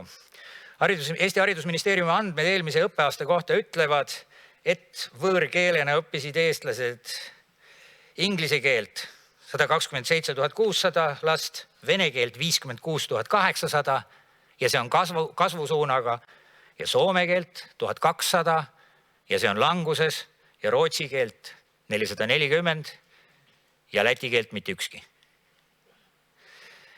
Ja no, sinna vahele jäävad veel mõne tuhandega saksa ja prantsuse keel, aga pilt on erakordselt ühekülgne ja loomulikult vahesid suurendab veel see, et kas õpitakse keelt varases algkoolis ja esimese võõrkeelena või siis hiljem väiksemas mahus ja teise või juba siis kolmanda võõrkeelena. Ja minu meelest on see mastaapne ja kaua kestnud kuritegu, et see pilt on selline. Sest esiteks, inglise keele valikut loomulikult põhjendab mitu usku, aga minu meelest on need nõrgal jalal, kui mõelda kas või mis on siis Euroopa Liidu Brexiti järgsed tulevikukeeled, et kas see ongi üks ja ainus inglise või mitte siis, või mis keelseks muutub 100 aastaga USA. Aga jah, inglise keelega on ju põhimõtteliselt sama olukord, nagu meil oli 30-40 aastat tagasi soome keelega. Et lapsed puutuvad selle keelega nii palju ja nii tihedasti kokku väljaspool formaalset haridussüsteemi, et selle nad saavad omaks ikkagi. Aga sellest ei tohiks järelduda, et see on maailma ainus keel ja et nii nagu katsed ja kontroll kinnitab, et nooremad eestlased ja soomlased omavahel peaksid inglise keeles rääkima. Nagu toimub üliõpilaste vahel juba praegu ja ilmselt palju äris ja mujal. Vene keelega on veel hoopis hullem lugu, sest nagu enne ütlesin, keel on kasutuseks, ole? Kui ei kasuta, miks 50 või 60 000 eesti last õpivad endiselt vene keelt, kui meil on selles oma vene vähemuses, kellest on saanud juba kodanikud, lojaalsed Eesti kodanikud, on emakeelena vene keele oskajaid idasuunaliseks tegevuseks rohkem kui küll. See on raiskamine, see on tohutu raiskamine ja pealegi nagu küsige, kelle käest tahes nooremas põlvkonnas, niisugustes minu laste põlvkonnas. Et oli kasu, oskad vene keelt, õppisid koolis mitu aastat, ei oska, kasu ei ole, ei tea, kus kasutada, miks seda tarvis oli. Ja nii on. Ja samal ajal see sööb ära kõik selle kasuliku aja, mida me võiks kasutada soome keele õppimiseks, rootsi keele õppimiseks ja nii edasi. Seega, või siis võtaks kas või niisuguse lihtsa mõõdetava aluse, kohe lõpetan. Et kas keeleõpe ei võiks olla näiteks mingisuguses korrelatsioonis sellega, et millised on meie äri- ja kaubandussuhted. Teatavasti Eesti esimene import- ja eksportriik on Soome. Rootsi on seal teisel kohal, siis tuleb Saksamaa ja Venemaad ei ole kaugeltki sugugi pildil. Temaga me ei aja mingeid erilisi asju ja lähikümnenditel ei aja. Aga mida siis teha? Meil on nüüd 20 aastat raisatud aega ja oleme ehitanud põlvkonna, kes ei tea, et peaks soome keeles soomlastega asju ajama või soomlased siis vastavalt teisel pool ei tea ka, et seda võiks eesti keeles teha automaatselt inglisekeelne suhtlus. Aga ainult ühe kõrvalpõikena, miks Soomel oli võimalik sõdade vahelisel ajal nii hõlpsasti integreeruda ikkagi Skandinaaviaga? Üks ja põhiline põhjus oli see, et seal osati piisavalt rootsi keelt, ma arvan. Igale alale jätkus ka rootsi keelt ja võib-olla, ma ei tea täpselt, aga mulle tundub, et seda jätkub samamoodi tänase päevani. Ja Põhjamaade Nõukogu töökeel on mis? Selline Skandinaavia segakeel. Tõlgitakse, aga sõbraks ei saa muidu, kui sa ei räägi seda keelt. Ja meil ei ole lähemalt 30 aastat lootust välja panna piisavat esindust, et selles keeles suhelda. See tähendab pääseda edasi järgmisele astmele selles suhtluses. Aga ikkagi, midagi peaks tegema alt üles. Ma kardan, et rahva nõudluse tõttu Eesti koolides võõrkeeleõppe struktuuri ei muudeta. Sest inimesed elavad teatud on vanas kinni. Ei inglise keelt on ikka vaja. Kui oma lapsed koolis käisid, siis rääkisid mulle veidrad õpetajad, et vene keelt on ju ikka vaja. Ma küsisin, milleks? Ma tahan, et mu lapsed õpiks saksa keelt. Ei sellepärast, et meil on vene keele õpetajaid koolis rohkem. Me õpetame ikka vene keelt. Aga ma sain oma saksa keele. Leiti õpetaja ja nii edasi. Aga täpselt samamoodi ei toimiks ju praegu, kui ma läheks, et kuulge, et mul on lapsed, ma tahan, et nad õpiksid soome keelt koolis ja teiseks rootsi keelt. Ei saa, sest on palju põhjusi, miks ei saa. Aga igal juhul võiksid julgeolekukaalutlused olla need, mis meid sunniks nagu praegu otsustama selle kasuks, et meie oma võõrkeeleõpet koolides teeme hoopis mitmekesisemaks, kui praegu on ja sunniviisil ülalt alla, muud moodi ei pruugi saada. Tore on rahvahääletusi teha, aga mõnes asjas see ei toimi, sest et see rahvas ei näe 30 aasta taha tingimata adekvaatselt, tal ei ole piisavalt informatsiooni. Aga ma kardan, et Eesti võim ei tule selle hea mõtte peale iseseisvalt ja seepärast palun ma abiks kõiki soomlasi, et palun rääkige igal suhtlustasandil. Palun andke meile seda head nõu, et rääkige meile soome ja miks mitte ka rootsi ja läti keele oskamise kasulikkusest nii kaua, kuni auk on maases või nii kauaks, kuni me uskuma jääme ja teeme oma liigutused ära. Ja teeme tegusid nii nagu Põhjamaades on kombeks, kui on otsustatud, siis tehakse. Aga teine võimalus on muidugi jätkata selles utoopilises unes, et küllap 30 aasta pärast on meil iga prillisanga küljes või kõrva taga kiip, mis teeb üldse igasuguse võõrkeele õppimise mõttetuks, sest tõlge toimub peas ja automaatselt ja kõik on sõbrad. Aga seniks ükskõik, milline ilus tulevik 30 aasta pärast ka ei tule, et mina kordan endale lootusrikkalt seda iidset Pohjanmaa tarkust, et koskaan ei ole kiiruste piretty, mutta aina on keritty. Aitäh!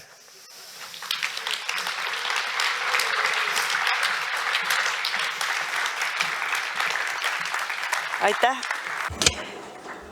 Kiitos. Ajast nii pööraselt üle läinud, siis ma lasen su tagasi saali, et me siin nüüd jutustama ei hakka, aga ma tahtsin sulle ühe asja lohutuseks öelda, et ma kavatsen hiljem surra kui sina. Mis tähendab seda, et... Mina suren 112 aastaselt. Nii, ja ma kavatsen veel hiljem, sest keegi jääb, kes oskab eesti keelt natuke kauem, et pikendame siis seda. Siis tulevad noorte palverännaku iidse äti juurde, kes elab kuskil Euroopas. Hea küll, aga aitäh sulle. Oli väga intrigeeriv ja puudutasid väga õigeid punkte, nii et ma ütleks, et see sinu must ruut oli tegelikkuses äärmiselt nauditav must ruut. Aitäh! Aga... et me saaksime ka soomlaste lemmikjooki kohvi juua. Võtame ekraanile kohe meie esimese osa viimase külalise, kes on muumide esindaja, võiks siis nii öelda. Kuuldavasti ise päris muumi ei ole, aga küll on ta Moomin Characters loovjuht ja Tuve Janssoni vennatütar. Ja oleme palunud siis Sofia Janssonil kommentaari. Ma nüüd ei ole kindel, kas ta kommenteerib seda, mis Kaarel just rääkis, või võib-olla tuleb sealt mõni uus huvitav nurk. Ole hyvä, Sofia. Ole hyvä, Sofia. Tere! Tere ka minu poolt siit Soomest, õigemini Helsingist. Ma alustan õnnitlustega Soome Eesti Instituudile 30.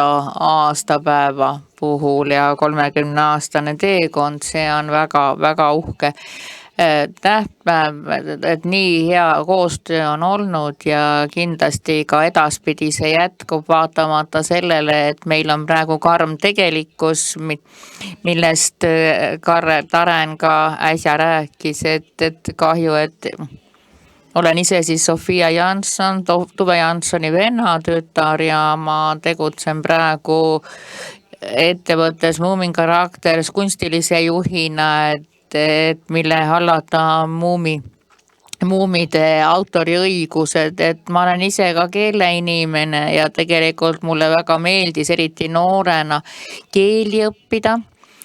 Ma tol ajal küll ei õppinud kahjuks eesti keelt, aga olen korduvalt mõelnud, et sellest võiks kasu olla, aga ma puutusin kokku varem ka sellega, et kõik eestlased oskasid soome keelt, vähemalt kõik need eestlased, kes Soomes käisid ja see oli minu jaoks uudis, et selline olukord tõepoolest praegu on teistsugune ja palju süngem tegelikult, et olen samal arvamusel härra Tarandiga, et keele õppimine on võti igasuguse suhtluse juurde ja meie üksteise mõistmise ja rahvastevahelise koostöö juurde. Selle minu sõnavõtu teema oli keel ja haritus ja ma vähenen keeltele võib-olla natukene teise nurga alt kui härra Tarand, aga Moomin Karaktersi ettevõttegas tegutsedes ma teen väga palju erinevaid kampaaniaid ja heategevusüritusi. Praegu on meil selline fookus kehtestatud, et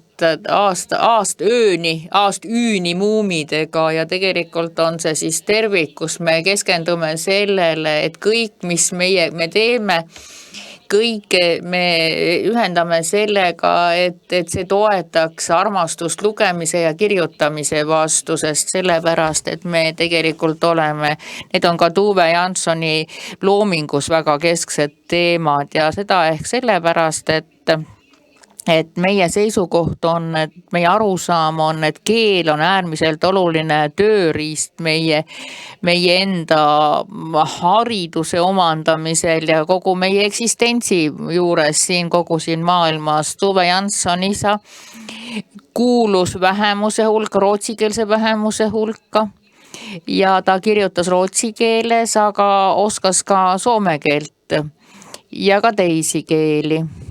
Üsna hästi tegelikult isegi, eriti inglise keelt ja saksa keelt. Aga tema rootsi keel oli täiesti erakordselt tugev keeleoskus, tal oli tohutu sõnavara ja ta kasutas seda väga targalt, ta nimelt oma lugudes, oma päevikutes, oma artiklites ta kasutas keelt niivõrd andekalt ja loovalt, et ta suutis lugejale luua ja vaatajatele luua alusaamise asjadest, mida on väga raske tavaliselt määratleda. Mida ja raske on määratleda inimestel, kelle keel ei ole hea. Ta oma julgusega tal õnnestus valgustada ka väga komplitseerituid ja keerulisi teemasid inimkonna olemasolus. Näiteks ta andis meile töövahendid selleks, et me mõistaksime paremini, kust me oleme tulnud, kes me oleme ja kuhu me läheme ja miks. Ma ise leian, et lood on niivõrd olulised meie kultuurides, sest nende abil me suurendame mõistmist sellest, mis meie ümber toimub. Nii meie kui üksikisikute, kui meiega kogukonna, kui ka globaalsel tasandil. Lugedes me saame uusi teadmisi ja me saame ka tööriistu ja me saame sõnu selleks, et me mõistaksime, mis meie elus õigupoolest toimub ja mis meie elus sünnib. see on äärmiselt olulisel kohal, kesksel kohal selles, et me saaksime elada harmoonilist ja õnnelikku elu. Ja hariduse edendamise kaudu me saame võtteid ja viise selleks, mille abil, et me võime väga palju asju ette võtta, muuhulgas ka kõiki neid teemadega võiksime kokku puutuda, nendega tegeleda, millest härra Tarand rääkis ja mis tegelikult on meie elus kogu aeg olemas. Ja ma arvan, et lugemine ja mida Tuve tegelikult lausa armastas ja meie püüame nüüd edendada igati. Me võime saavutada väga palju selliseid asju ja ehk midagi sellist, mida me ka iseendale oleme eesmärgiks seadnud. Ja muidugi lugemine on äärmiselt keskne selleks, et me ka teisi keeli õpiksime, et me õpiksime mõistma teisi rahvaid ja teisi inimesi.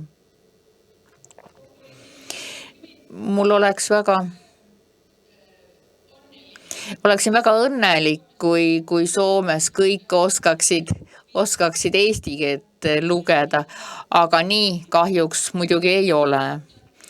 Aga muidugi me oleme ju tegelikult sõsarkeeled on meie keeled, siis palju arusaamist meie vahel on, aga olen täiesti kaljukindel selles, et kui me edendame lugemist ja siis ka arusaamine, mida nüüd härra Kaarel Tarand tegelikult väga igatseb, siis seda meil õnnestub kindlasti suurendada, meil õnnestub suurendada meie omavahelise suhtluse võimalusi. Tuve Jansson oli erakordselt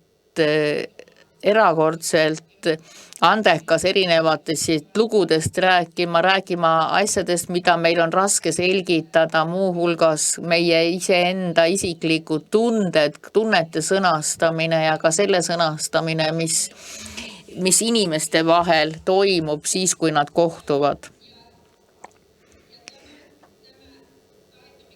Ja see anne, mis tal oli, see on paljudele teada, aga me tahaksime tema lugude kaudu tuua esile ka selle, kui imeline on tegelikult uute asjade omandamine lugemise kaudu ja ehk ka selle kaudu ka saada paremad võimalused, paremad võtted selleks, et iseennast väljendada kõikides nüanssides, mida hea suhtlus nõuab.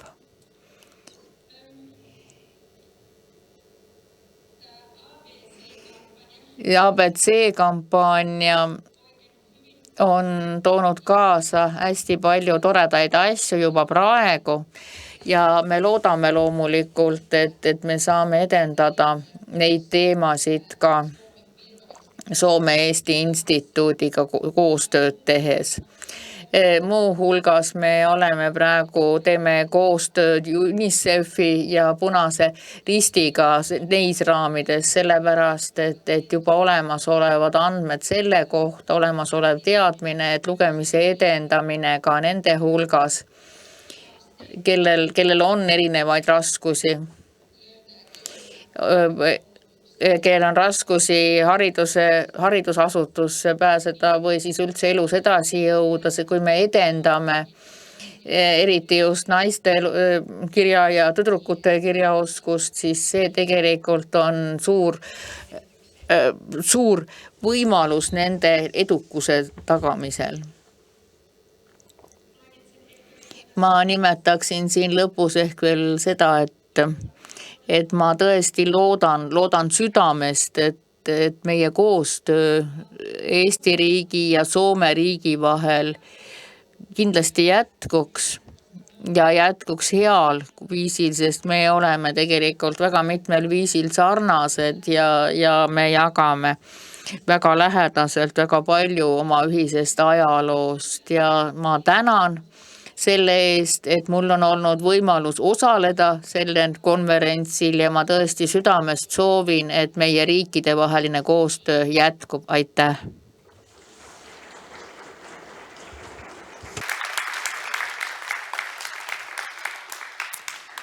Kiitos paljon. Aitäh, Sofia, suur tänu sulle, et ma tõesti arvan, et kui meie elus oleks palju rohkem muume, oleks see kõikidele hea. Nii et aitäh selle eest, aga nüüd on meil kohvipausi käes kord. See on nüüd veidi lühem, kui me teeme siis 25-minutilise pausi ja jätkame 3:15.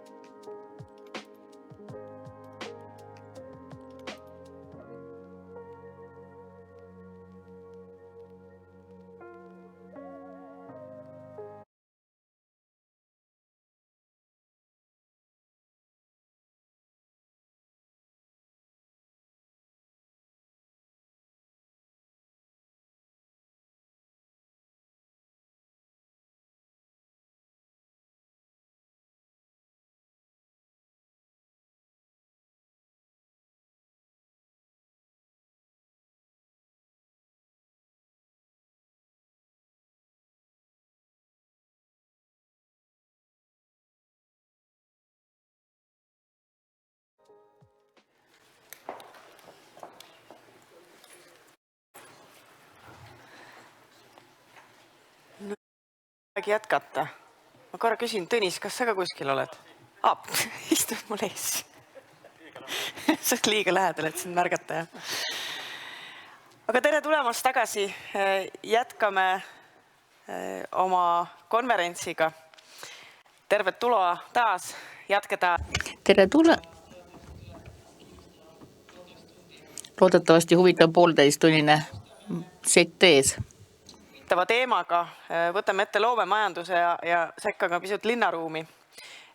Ja teise teemana selles osas arutleme me ürituskorralduse üle samamoodi, otsides uusi koostöövorme ja neid samu sildu, mida on vaja veel ehitada selleks, et ka ürituskorralduse valdkond kahe riigi vahel rohkem areneks. Ja lõpetuseks võtame ette filmi, äärmiselt põnev ja väga värvikate arutlejatega.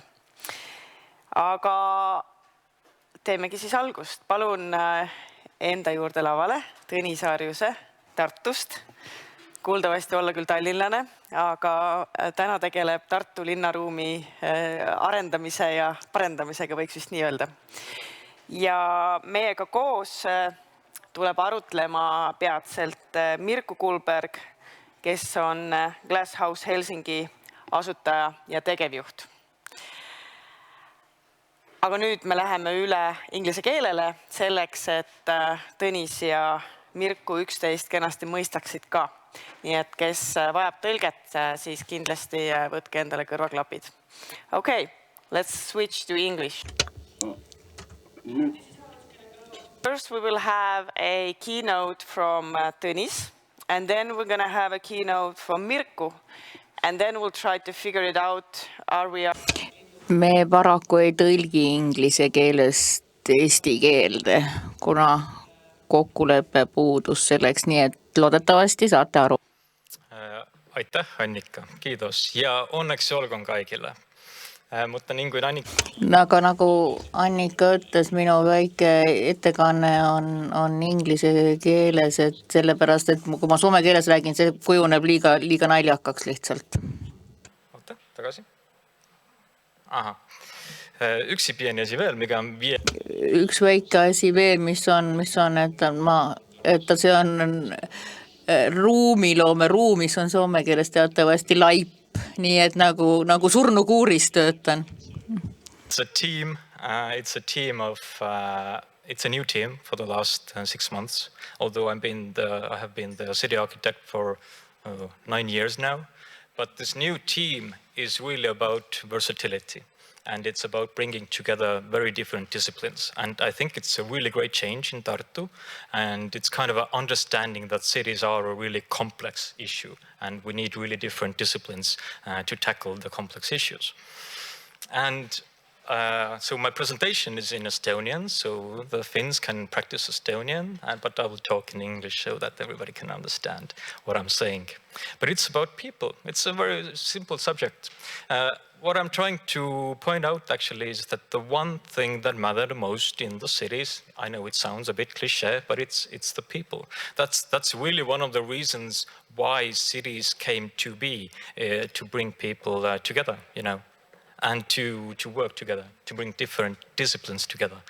And this is what this cool guy said not long ago, that it's not simply about people, but it's about diverse people, different people.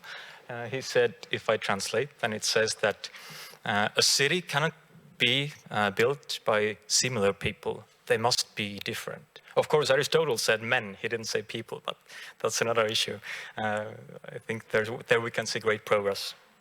The picture here is actually taken in Tartu city. It's the city center of Tartu before the Second World War, so we can't see the situation right now.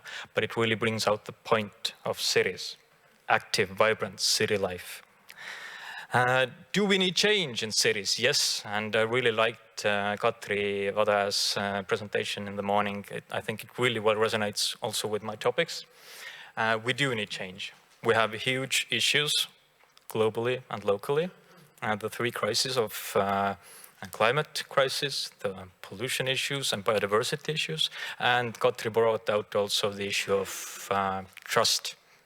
We have a huge issue with trusting science-based solutions, with trusting specialists, because everybody can find their suitable science somewhere in YouTube. So we do need change. The question is, how do we understand what true change is? In order to analyze this in a cityscape is to understand how the cities have been evolving for the past, I'd say, 200 years. The point I want to make is that they've been evolving on the basis of efficiency, at least an idea of efficiency. This is what we have seen, in this very typical urban planning ideas like Cerdas, Barcelona, like Paris, Haussmann. They have all dealt with this idea of efficiency. And at the time, in the 19th century, it was really understandable. That was this rapid urbanization age. And cities were quite, becoming really ugly places. People were literally pissing on the streets. So there was an invention in Paris called the pissoir. So you wouldn't piss everywhere, just in the pissoir. There was great stink in London. London has everything great fires, great stink. And this meant practically that the sewage was, there wasn't any. It was the Thames, was the sewage. But it brought out the necessities of better efficiency in the cities. Bazalgette was a great guy who then built the sewer systems. Also, the metro system got its way, and it really changed the city. And this kinds of changes actually helped to also kind of make the last century the age of efficiency, the age of engineering. And I think this also went, I don't think it did go, to the ideas of urban planning, where Corbusier was really one of the leading guys who says that the city is a machine. As I'm talking, I'm going further and further away from the idea of people, right? It's about a machine already in the 1920s. And this idea of a machine and neglecting the idea of people and people coming together, it was further kind of strengthened by this car utopia idea that we're seeing here in 1939. By the way, 1939 was also the same year when the first picture of buzzy and vibrant Tartu city was taken, so the same year.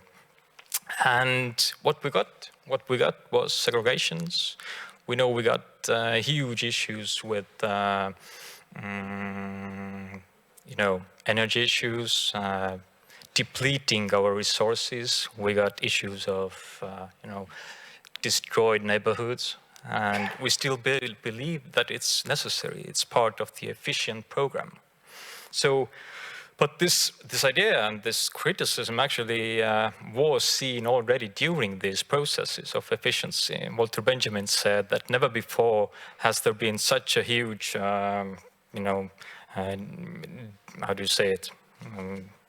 This something in the abundance of means of travel and in the ways we can actually travel. So there was a real disconnection there.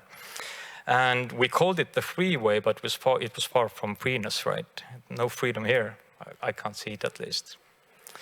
One of the reasons why this has been happening is actually it was already in the 19th century that it was brought out. What's the missing piece? Why this idea of efficiency doesn't work?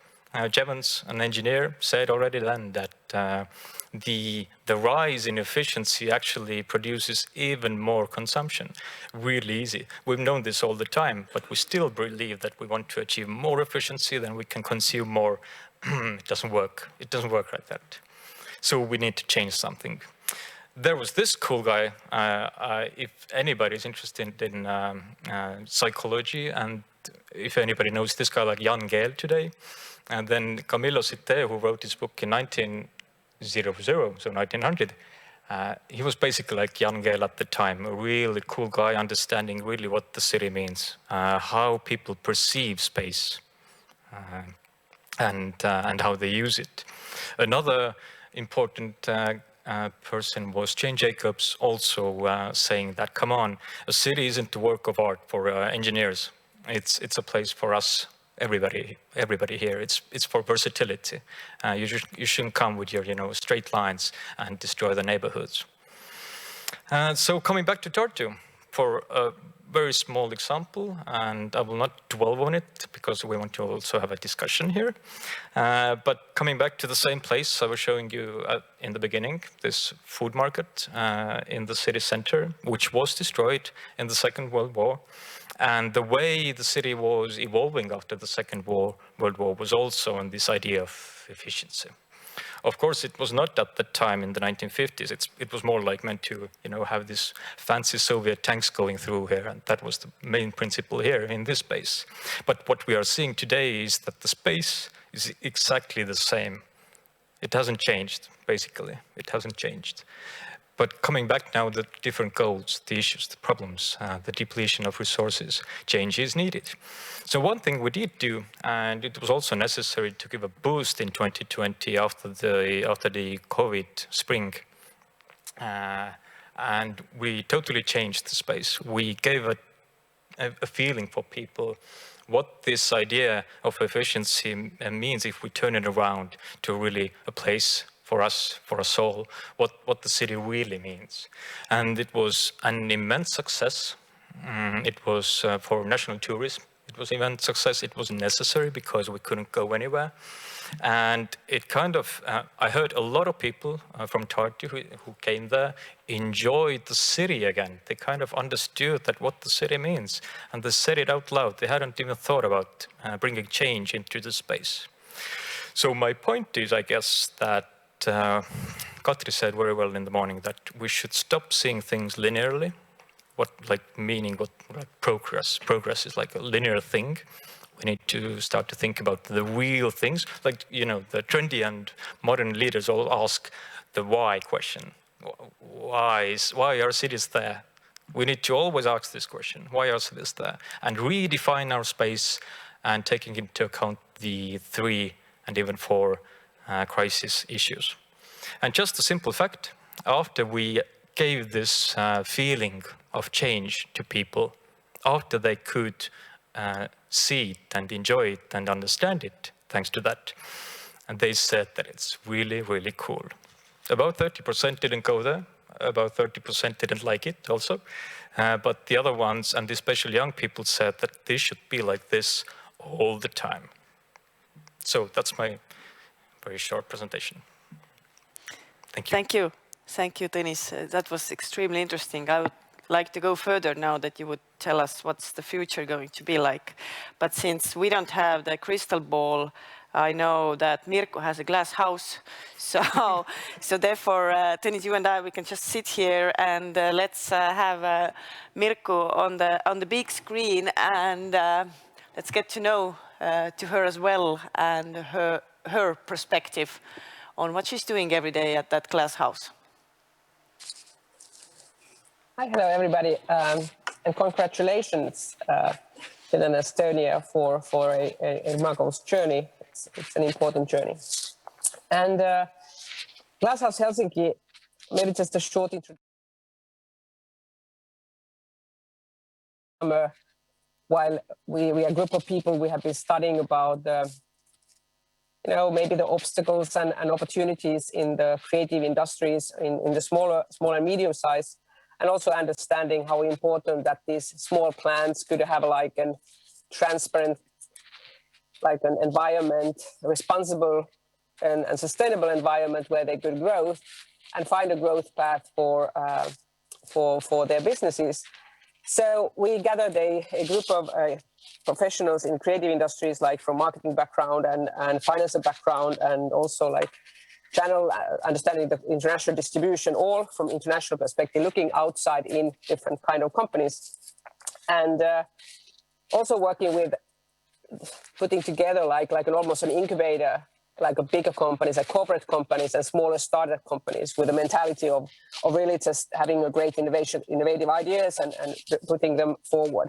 Same time accelerating just pretty fast, as like urging the smaller vendors, and to say that you need to sort of you need to really work hard, and you really need to make have a big dreams, but have a sense of urgency, because otherwise, if you don't find the financing and if you don't sort of be able to sort of have a sustainable growth, you might be ending up and also it's exhausting. The growth can be also exhausting in many ways. And so that's how we created Glasshouse Helsinki. And as we are in a little bit coming towards the Christmas season, I would like to share a case study with you, a very couple of slides, an idea which we generated, like we did very fast last year when we acquired a company called Lukal, which is a small gallery, a design art gallery in Helsinki. It's just always working with the local artists and craftspeople, extremely well curated range, but just kind of a little bit stagnated in their size and also in their operations. I would say the reputation perspective and brand perspective much bigger than actually business was, but also not trying to stretch it to always limit and pushing it to somewhere that it really couldn't feel home with this. So what we did, we knew that this was a very, very difficult autumn and this whole pandemic climate. We all thought that in the summer when we planned everything, this would be an extremely exciting to have a Christmas last year, people coming back to meeting their people, families, and at the end, that wasn't the case.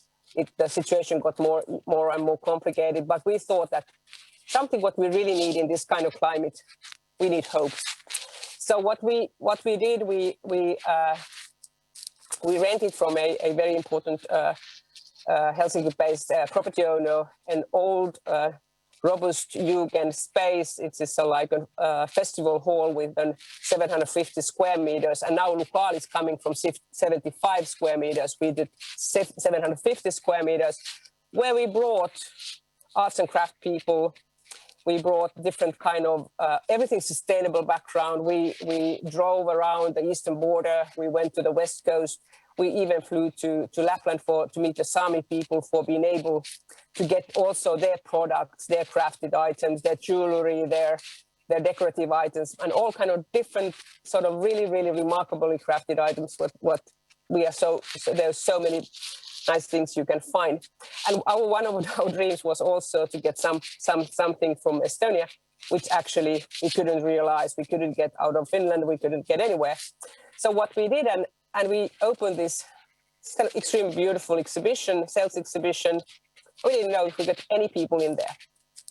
Just kind of having these restrictions and also the opening hours and the limited amount of people we could have in the location. But we just extended the opening hours, and eventually this came huge success for the artists and the craftspeople. We sold so many beautiful items. We sold most of everything what we are able to source there. We had carpenter works, we have ceramists, we have glass blowers works, we have textile works, and we had different items brought together and ongoingly created this extremely beautiful space with a different kind of rooms there. We even made a little food corner there where we had different kind of ingredients from the local farmers, and mustards and jams and flowers and sweets from the local manufacturers. And people were so excited to get everything was there, and there was a certain kind of feeling of hope, really feeling that this life will get back. And we kind of created a little department store concept there in this space. And even this space has been closed for years, and it has never been open for public. So we had even doorman downstairs because this was second floor.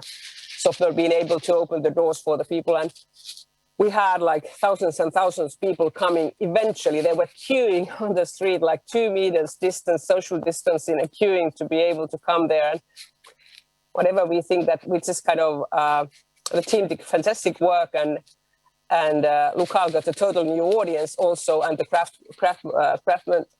crafters and artists, their products were introduced much more widely and internationally, even through the digital online channel. So going forward, that's a kind of, we thought that what could we help further, and how can we bring together more these concepts and creative and thought leaders with a shared passion and for growth and responsible growth, bringing the innovation, what we are having, all these fiber innovations, what we have been talking today as well. And there's so much we could just kind of been able to, but we need to be able to sort of develop further, but same time also show to the audiences, because audiences don't necessarily know about these things. It's very complicated to talk about climate change because it's all measurable information. We need a kind of emotional way of doing this and being able to showcase smaller and bigger actors together. And actually, it was like somebody would have been answering to our sort of questions. And the same property owner who had been our landlord for this beautiful space where we were at the Christmas last year, they came to us and they asked that if we would like to do the department store opposite side of that space. It's a 5-floor department store which had just closed, and it's the oldest department store in Finland. We said definitely not. It's too much. We're such a small team and we don't have the strength to that. And they came back to us and they said, you know, it's empty. It's in the heart of Helsinki. It's such a pity that Aleksanterinklatu, which is the main commercial street in the heart of Helsinki, would be empty. So why don't you just do 2 floors? And even the 2 floors, it's already like 3,000 square meters. And eventually we decided to say yes, and we moved the locale there. And we opened the ground floor in May this year for different kind of brands from sustainable industry, from fashion brands and design brands, furniture brands. And we just brought so many different kind of actors there together and curated that all. And the second floor, we made an exhibition space where we've been having corporate companies showing their material innovations. We have having art exhibitions. We have like this. Now we are soon going to have another exhibition, which I'm going to share a little bit with you. So actually, we wanted to turn this corner live in the heart of Helsinki because it's such a kind of, I don't know. Obviously the whole city is changing and it's happening every decade or every second decade or. They're coming new sort of actors, and this whole pandemic has actually catalyzed so big different development, which is also somehow a healthy development, and we have been working there. So what we did, we sort of had amazing companies to produce all the furniture fixtures there. We had architects and a Swiss couple who is our friends. They came and they did the architecture there. We had fashion brands bringing their collections and all kind of different actors to work with the artists doing the murals in the space. And this old shabby department store actually became alive again. And we were so pleased to see that there was an opportunity to have this street corner to become alive. Now we are facing the Christmas very soon. We are here in the middle. I'm actually sitting in our storage room because this was the only quiet place because there's people around there, and we don't have really offices currently here because we gave all of the spaces for the people. And so here we are getting ready again for the Christmas. We'll be opening next week. And I hope that this kind of actions we could be just doing though this is a semi-pop-up, we could be doing this also. Why not on the Tallinn side, or why just kind of every second year, biannually doing both sides of the bay. So, but bringing together different kind of sustainable makers, sustainable producers, and their products and their ideas and their dreams to sort of be able to present their works. And this is why we say that it's all about meaningful encounters. And if you have time and energy, next Saturday, on the 20th of November, Basels Helsinki will be part of the Lee Edelkoot's project, the World Hope Forum, where we will be having 8 of our sort of artists and craftspeople to have a chance to talk to the world about their work. And I think this is our mission partly also, being able to bridge between the new audiences, ideas, and also people in different countries, because we have such a big things we need to solve, and together we are much stronger. Thank you. Thank you. This is amazing what you've done, because, I did visit Helsinki also this year once they let me in. I wasn't that scary anymore. And I didn't know anything about it until now, so there is always a lot to learn. But, there was one thing I noticed, that both of you mentioned several times, actually one word. Both Mirko and Tõnis used one word repeatedly. Do you know what it was? People. People. Yes. About people. So how would you say that the success behind Glass House, where did it came from? Is it because you already in your head understand that you need to think of the people first? You even mentioned that you don't have an office because all the space is for people. It's like, yeah. And I can tell you there's a lot of different kind of baskets and beanies or wooden beanies. But there's a lot of things around me as well, but I don't mind. But I've been working for since 2002 actually in design industry when I started as a CEO for Artec and when Artec was acquired by Vitra 2013. And since also last year I came back from US working there, I have been thinking a lot that there's something that we need to change. It's that we have been working in, despite we're talking a lot about this diversity, we have been working a lot in our silos, because in the silos we can push the growth much easier. Same time, I read I think it was Konstantin Krič, no, it was Olafur Eliasson who said in a very, very good interview, he said that it has come time when the artists, architects, designers, choreographers, scientists, business people, and financing, all of these people and idealists and even the doubters need to sit around the same table, and we need to start solving problems, issues around us together, and we need to sort of urge now. And I think that's what I'm excited and inspired is the encounters between people, because that's what if we can just kind of genuinely find this passion we can share, there's a good energy. Tõnis, would you like to have a glass house in Tartu too? Yes, of course, definitely. And the way of thinking you have there, does it work? Yes, yeah? Closer. The way of thinking you have there, I think it's spot on, I'd say. And I'd say, besides, again, saying the word people, I'll also say the word value. What do we value is the issue. And when I went to Glass House Helsinki's webpage, Mirko, I saw your quote there, which was also spot on. There is no last season. The point in fashion, right? Always we are changing season. We want something new all the time, right? This is also the idea I wanted to bring out in my presentation. We kind of always want to, deplete the old resources and then do something new again, and take the old down, do something new again. And what you have done in Helsinki, turning this old historical building into a new, also kind of a department store, but bringing in new values there, and also having refurbishing this old building. It's cool. But the difficult question now here is, what do we really subsidize in our societies? Do we support such actions or not?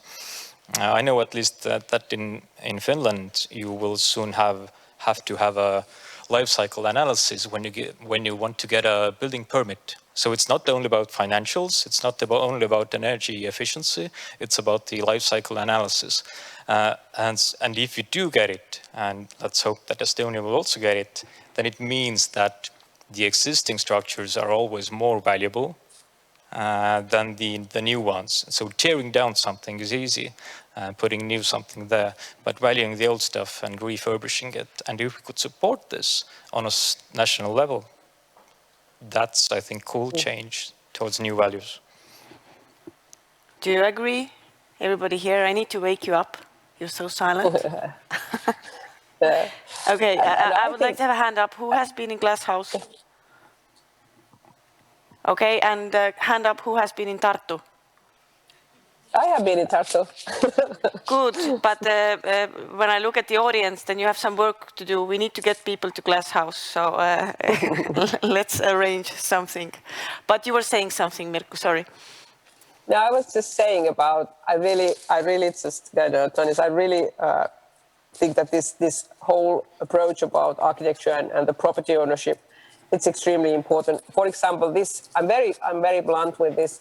We would have sort of the owner of the property, we would have never be able to afford this kind of big space for us. But they also saw that it would be much more important to have this space, that it would be active. And of course we pay a rent, but at the end it's a kind of, for their initiative, it was really just getting like these retail locations which are coming empty because retail is changing. And we are much more about experiencing than necessary shopping, because the shopping we can do online as well.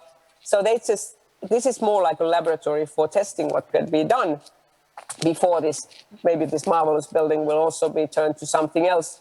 Obviously, plans for building more offices is not that relevant anymore.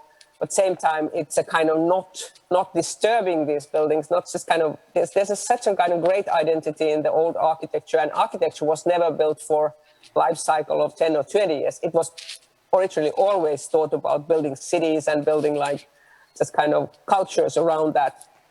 And that's what I think is very important, that we rather refurbish and just kind of see what there is like possibilities to extend the life cycle for the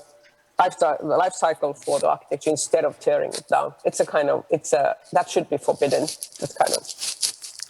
Thank you. Hey, I would really like to discuss with both of you like next 30 minutes or even 2 hours, but I think we need to continue it either in Tartu or in Glasshouse. So I'll give you a promise that I was in Tartu yesterday, so next trip will be to Glasshouse and to Helsinki.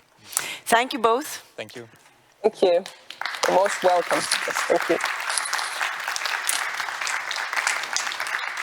And now I would like to invite to the stage our next guests. One of them will be here really physically on the stage with me. Kiitos Mikko.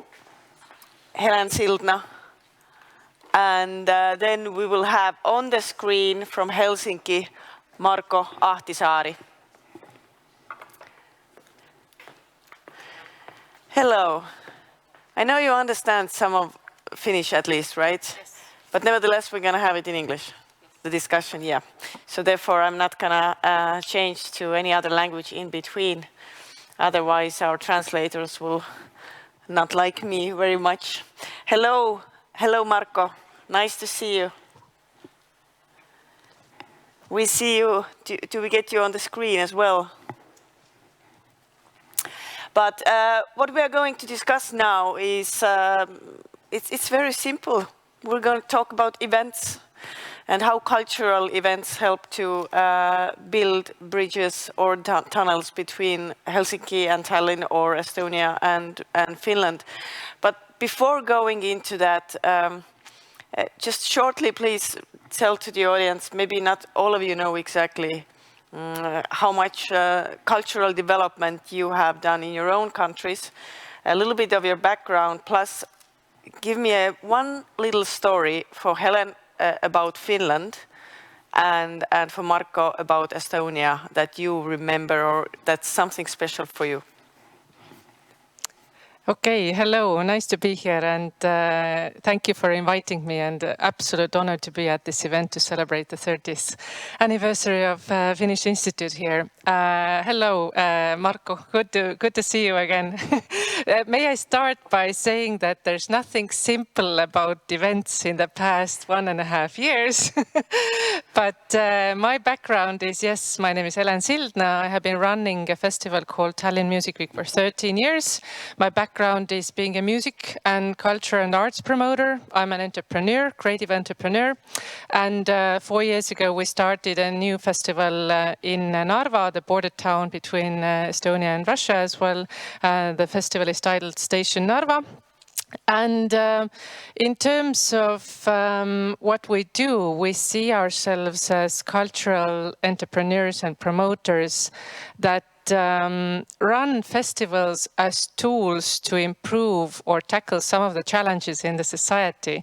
The reason why we even built Tallinn Music Week was to help the local Estonian talent scene, to promote young talent in our country, but also regionally.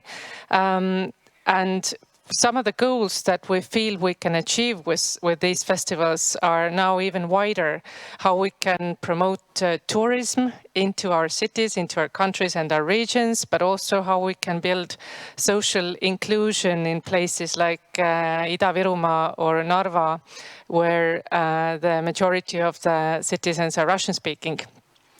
But about stories in connection about dear colleagues in Finland, I'm kind of happy to say that the whole idea of Tallinn Music Week is actually built with role models in Finland.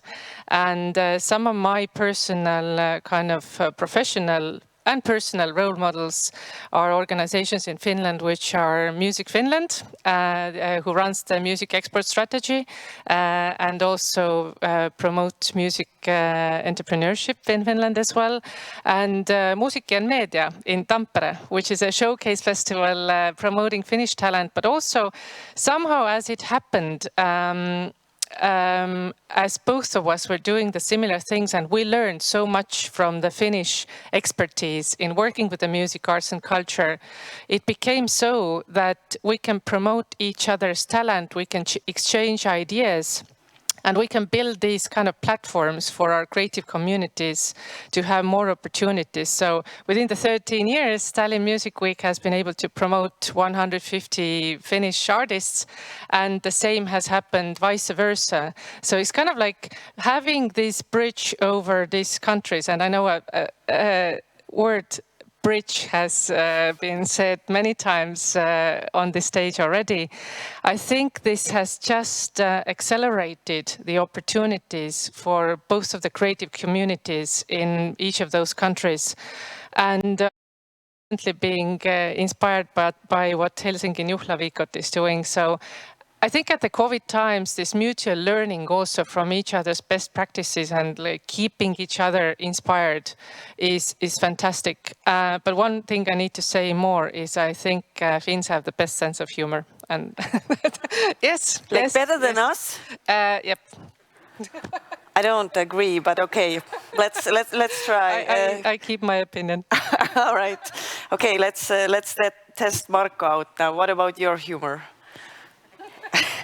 Can you start with a joke? Put me on the spot. So this was the introductory notes. Thank you. And I have to say that when I was telling some friends from Musiikki and Media in the community in Finland that I would be speaking with you, the thoughts and feelings and what people sent to you, Helen, were so positive, and it was just nice to hear that the network is listening. My name is Marko Ahtisaari. My background is as a product designer in consumer technology and an entrepreneur. I've built several early stage technology companies in consumer internet. The last one had to do more with the use of music as a therapeutic for sleep disorders and pain management, trying to develop sensory stimulus as a complement to drugs, which was acquired by Bose Corporation. But now during these interesting COVID times, I have been artistic director at Helsinki Festival, by some count, the largest multi-arts festival in the Nordics, takes place annually every year from mid-August into September. My background, of course, did not prepare me for this, and I've tried to think, and perhaps in my later comments, I can talk a little bit about a view from technology using this. I've always had a relationship with music. I'm a very serious amateur bass player and musician with the band Construction. After taking a 15-year break, I'm now doing that again. I'll talk a little bit more at some of the things we've done at the festival, which may be relevant later. My anecdote is highly personal. During one of the moments during the last 2 years when it was safe to travel quickly, I came to Tallinn and I went to visit the Arvo Pärt Center for the very first time. And such a beautiful place, and his music has meant a great deal to me. We actually opened up the 2020 2020 very condensed festival with Pat Spazio, which was remarkable. So I arrived there, and it turns out I see some cake, and it turns out that Arvo Pärt's wife's birthday is today. And so we are walking in the hallways, and she then, I suddenly see Michael Pärt coming with his mom, and I say, okay, hello. And I thought, why, I'll go for it. I said, has anyone sung for you yet? Maybe I could sing. So then I retreated to COVID safe distance. It was in one of the big open spaces, and then, and so I start. And, she was kind of touched, maybe a little bit surprised by the volume. But then we walk over into the cafeteria, and to my surprise, the composer himself was in the cafeteria asking who just sang. So I thought all my remaining credibility is gone, and then we all laughed. So that is my anecdote from the beautiful Arvo Pärt Center. Very good to be here today. Thank you very much. So I hope we hear more these kind of stories that have humor in it, plus also the connection between Finland and Estonia, as we just heard. Thank you for that. But let's then talk about you are clearly both professionals in your own field, and you know actually how it's done and how cooperation and collaboration happens where you have so many different creatives together and also different nationalities together. What would you say, what is it that we need to do and always keep in mind to make sure that it develops further and there will be continuous cooperation between Estonia and Finland also on cultural field? Well, I think the COVID situation has put us in an odd situation indeed, that it has been a challenge to kick off new networks and new relationships. We have been all very fluent in making connections through Zoom and different, like we are in a hybrid conference at the moment, but I think something which we need to be constantly and consciously developing is how to build platforms that help new people to meet. It's easy for us to meet digitally if we already know each other, and it's easy to arrange meetings, but I think, some of these festivals in that sense are great platforms for random acquaintances. And I think these are beautiful moments when you don't actually plan on having a meeting with somebody, but you run into a person just randomly and pick up a conversation or have a moment with humor, and share a glass of wine or something.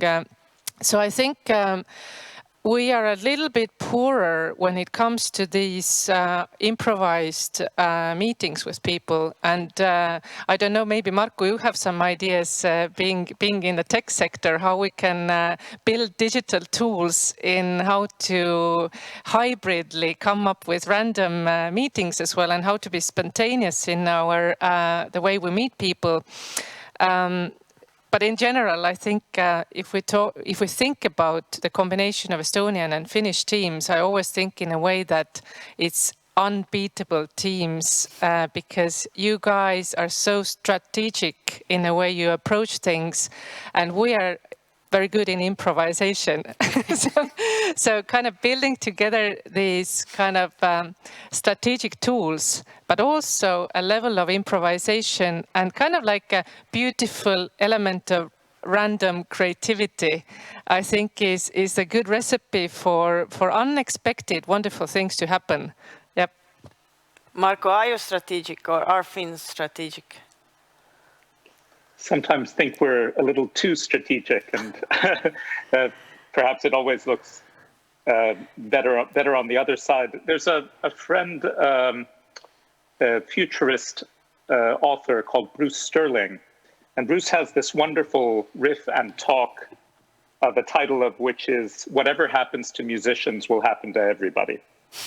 And the idea is that whatever we in culture see happening to music and musicians will be the case later in other sectors. Now, whether that is true or not, let's go with the spirit of the thing for a moment. And this may divide opinions in this conversation and in the audience, but effectively the music industry has become, streaming has become the dominant way of listening to. The period of recorded music is relatively short if you look at the entire history of music, but it has traditionally gone through a cycle of embedding music in yet another media, and then you can resell the catalog. And now we just have the celestial jukeboxes. It's kind of like the, almost like the Tallinn-Helsinki ferry. It's $9.99 buffet, and you can have anything you want, and you pay for it. And yet I would say that many people, even though this has, in a way, the official line is that saved us from piracy. So we got new people in to increase the size of a collapsing recorded music market. But I think the other angle, perhaps you could say, is those people that were truly engaged with artists and music spend less money now, and they have become alienated from the artists in the sense of, my money streaming $9.99 does not go to the artists I listen to it. At Christmas times, it goes to Mariah Carey's All I Want Is Christmas. And there are reasons for this, right?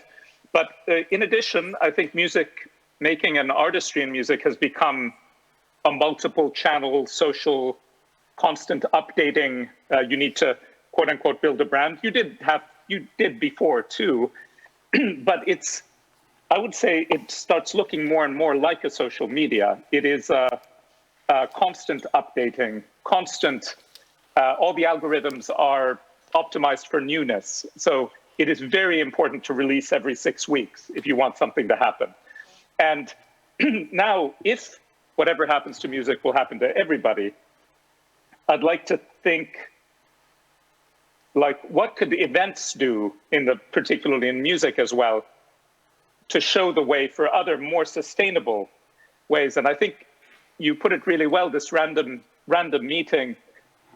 I had a few ideas, no prepared presentation, but I'll list them very briefly, and if there's some thoughts about discussing them, and please interrupt at any time.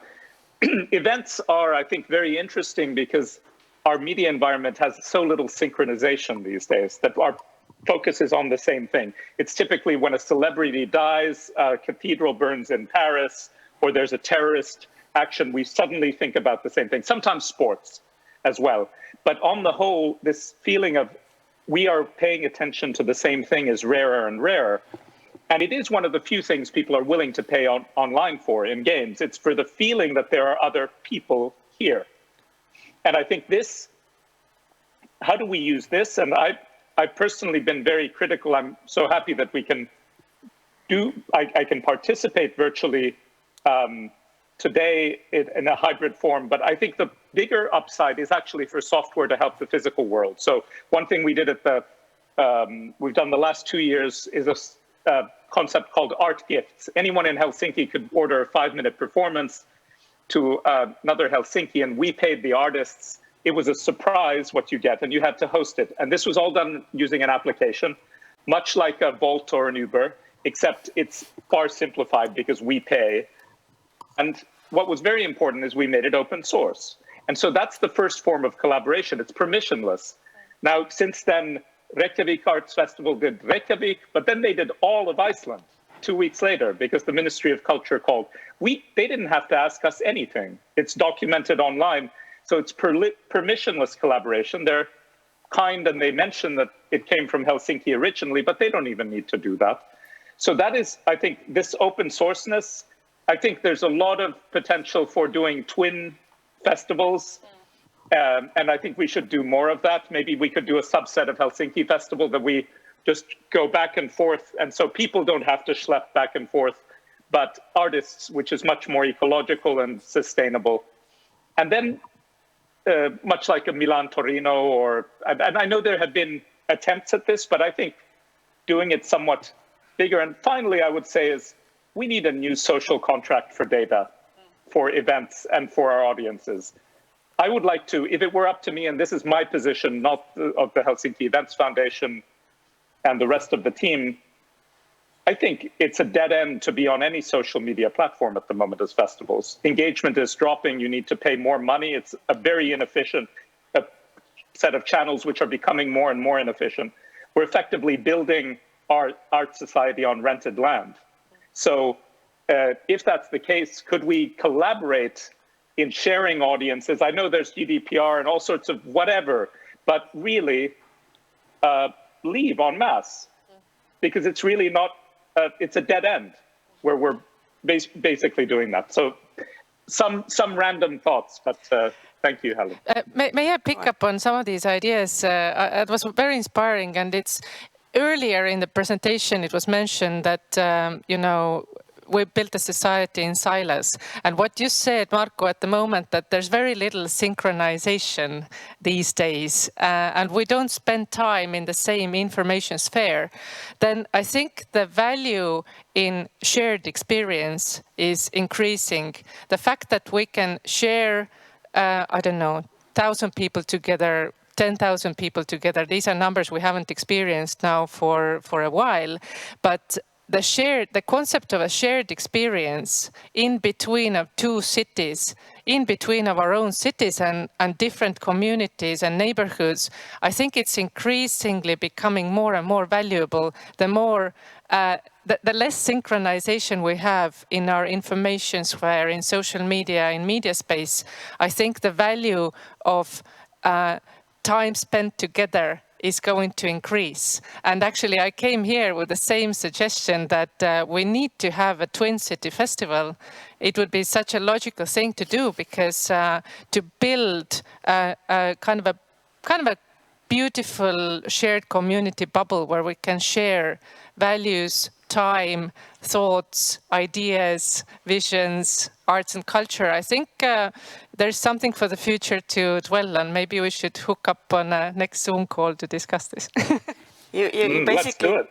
took away my question, because my question would have been, don't you think it's time to have Tallinn Helsinki Music Week, or then not Helsinki Juhlaviikot, but perhaps we can have Helsinki Juhlaviikot or something? Well, I like this, the way that the whole conference concept was positioned, that we talk about bridges a lot and we talk about collaboration, but I think we're arriving at a time between of our two countries where joint ventures and co-created concepts is the new way to go. And I think then we're entering a very, very exciting time of using the strengths of both of our countries and cities, and this kind of really co-creation between the two countries. I'm very excited about those opportunities, and not even to do things in between of those two countries, but to go abroad, to go global together. I mean, there was in the music sector, there was a very, very successful project a couple of years ago called Finest Sounds.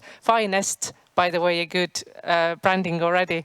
Finest Sound was a project that Finnish and Estonian music communities built together to enter the second biggest global music market, Japan. So we had an export project together with joint forces to Japan. Why not we do more things like that? Not only to have like bilateral kind of a relationship, but to think how can we enter global markets that we wouldn't reach individually? And why not also kind of do the place branding and branding both of our countries more as a territory? The Finest Bay Area is something that has been already used by Peter Vesterbacka, but I think this Finest has a great tune to it in general. Or it can be also called the New Nordics. But thank you to both of you, and I think this is ideally, again, I would like to keep on talking, but this is a spot-on moment to stop and continue another discussion, because you mentioned co-creation, and now we're going to move on to discuss about movies, which is a lot of co-creation between different countries. And my only question is like, who's the owner there? But we're going to discuss about that soon. So thank you, Helen. Thank you, Marco. Thank you all. Thank you, Marco. So half of the intro was done already, and let's have our next speakers on stage here with me: Livia Ullmann, Andris Feldmanis, and Ilkka Matila. And I have an opportunity to sit on a black chair now.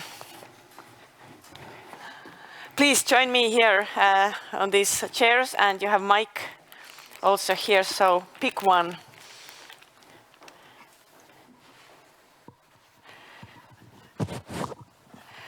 So, have you met before or are you just meeting first time? Well, great. Can you see, we brought some people together physically. This is amazing. So as I told you before, we really are going to talk about co-creation now together, because you, Ilkka, have produced numerous amounts of movies where have been like, I don't know, tens of different kind of participants, or from 3 to 10 different countries even who participate in collaboration. And you have just created a movie that I seriously don't know, as I said, who owns it, like, because we Estonians, we like to think that the coupe number 6 is surely Estonians one, and then there are Finns who think it's theirs, but then again, there's Russia involved. So Russians think also it's theirs, so like, whose is it actually? It's everybody's. Good answer. It's the audiences. Okay, did you hear? We own it. That's nice. Okay, but please, let's first get to know you and tell us about yourself as well. Well, my name is Ilkka Matila. I have been producing films since plus 30 years now. I think altogether I've made something like 24, 25 feature films, lots of television and documentaries and short films. And as you mentioned, most of my films have been co-productions with other countries. I think the largest number of production partners I had when I was co-producing a Norwegian film, which had, I think, altogether 10 or 11 different countries participating, and at least 3 languages spoken. So difficult to say what is the nationality of a film like that. But it is possible. It is possible, yeah. In Estonia, I have co-produced something like, I think, 6 or 7 films, starting with Names in Marble, which was my first Estonian co-production, 1944, Georg, Sangarid, some of the actually rather successful films. I think all these films have been Estonian, except that we have contributed quite a lot to them, also to content, and I'm very proud of them. Even though they are Estonian films, I still feel that they wouldn't have become the films they became without our contribution. Thank you. Livia, tell us a little bit yourself and your background. My name is Livia. Andres and I have been writing together for, I don't know, more than 10 years, I guess. We are also, how do I say, like, we're a couple and we work together, so we are heavily involved. We write film and TV, and our debut feature film came out in 2016 and was premiered at Locarno, San Sebastian, I wish, Film Festival. And this year we had a good year. The film that we co-wrote with Juho Koosmanen, Compartment Number 6, premiered in Cannes and won a shared Grand Prix there. And do you want to add something? No, but if I think was a question about the nationality of the film. It's something like when I think with Compartment Number 6, it's especially difficult because it's the language is Russian. So if it would be in Finnish, then it would be much easier to kind of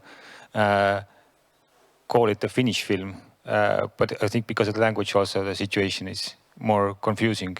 But when it's interesting, like we have been discussing that after the film came out and after the success, it's like inevitable, but everybody starts to divide it up in a way, like to decide which part belongs to whom in a way. But when we were making it, it was never something that we kind of considered. Like we didn't have Estonian and Finnish flags on the table when we were working, and yeah, so it's something you kind of consider afterwards, I think, more, at least in this case. And the working language was also English, because although we understand Finnish, we don't speak it so well. So it was like never, it was never specified. I think it's an interesting to listen to you, because I might be, well, I revealed the fact that I was in the jury choosing compartment number 6 as the Finnish Oscar candidate, and the language issue was never spoken within our jury. We were, I think, like 8 representatives of our professional unions, and I was representing the producers. And but I don't think anybody took up the issue of the language or the writers, or and personally, well, in my opinion, art doesn't have a nationality anyway. So so it is a, it belongs to the audience, belongs to the viewers. They should kind of, an interesting case also is the very first Somali language film, Guled and Nasra. You might know the film. It's opening in Finland tomorrow. The director, scriptwriter, practically all crew are Finns. And the main actor is, the male lead is Finnish.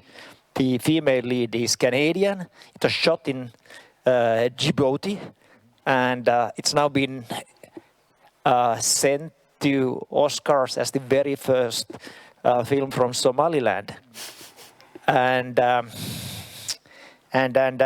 think the Academy of Motion Picture and Arts is now kind of debating what is the nationality of this film. Is it a Finnish film, a Djibouti film, a Somali film? As a matter of fact, the financing was put together from, I think, at least from 4 or 5 different countries. So, how do you distinguish the nationalities? Is it the nationality of the makers, the nationality of the content, the language, or the capital? The money that it came from.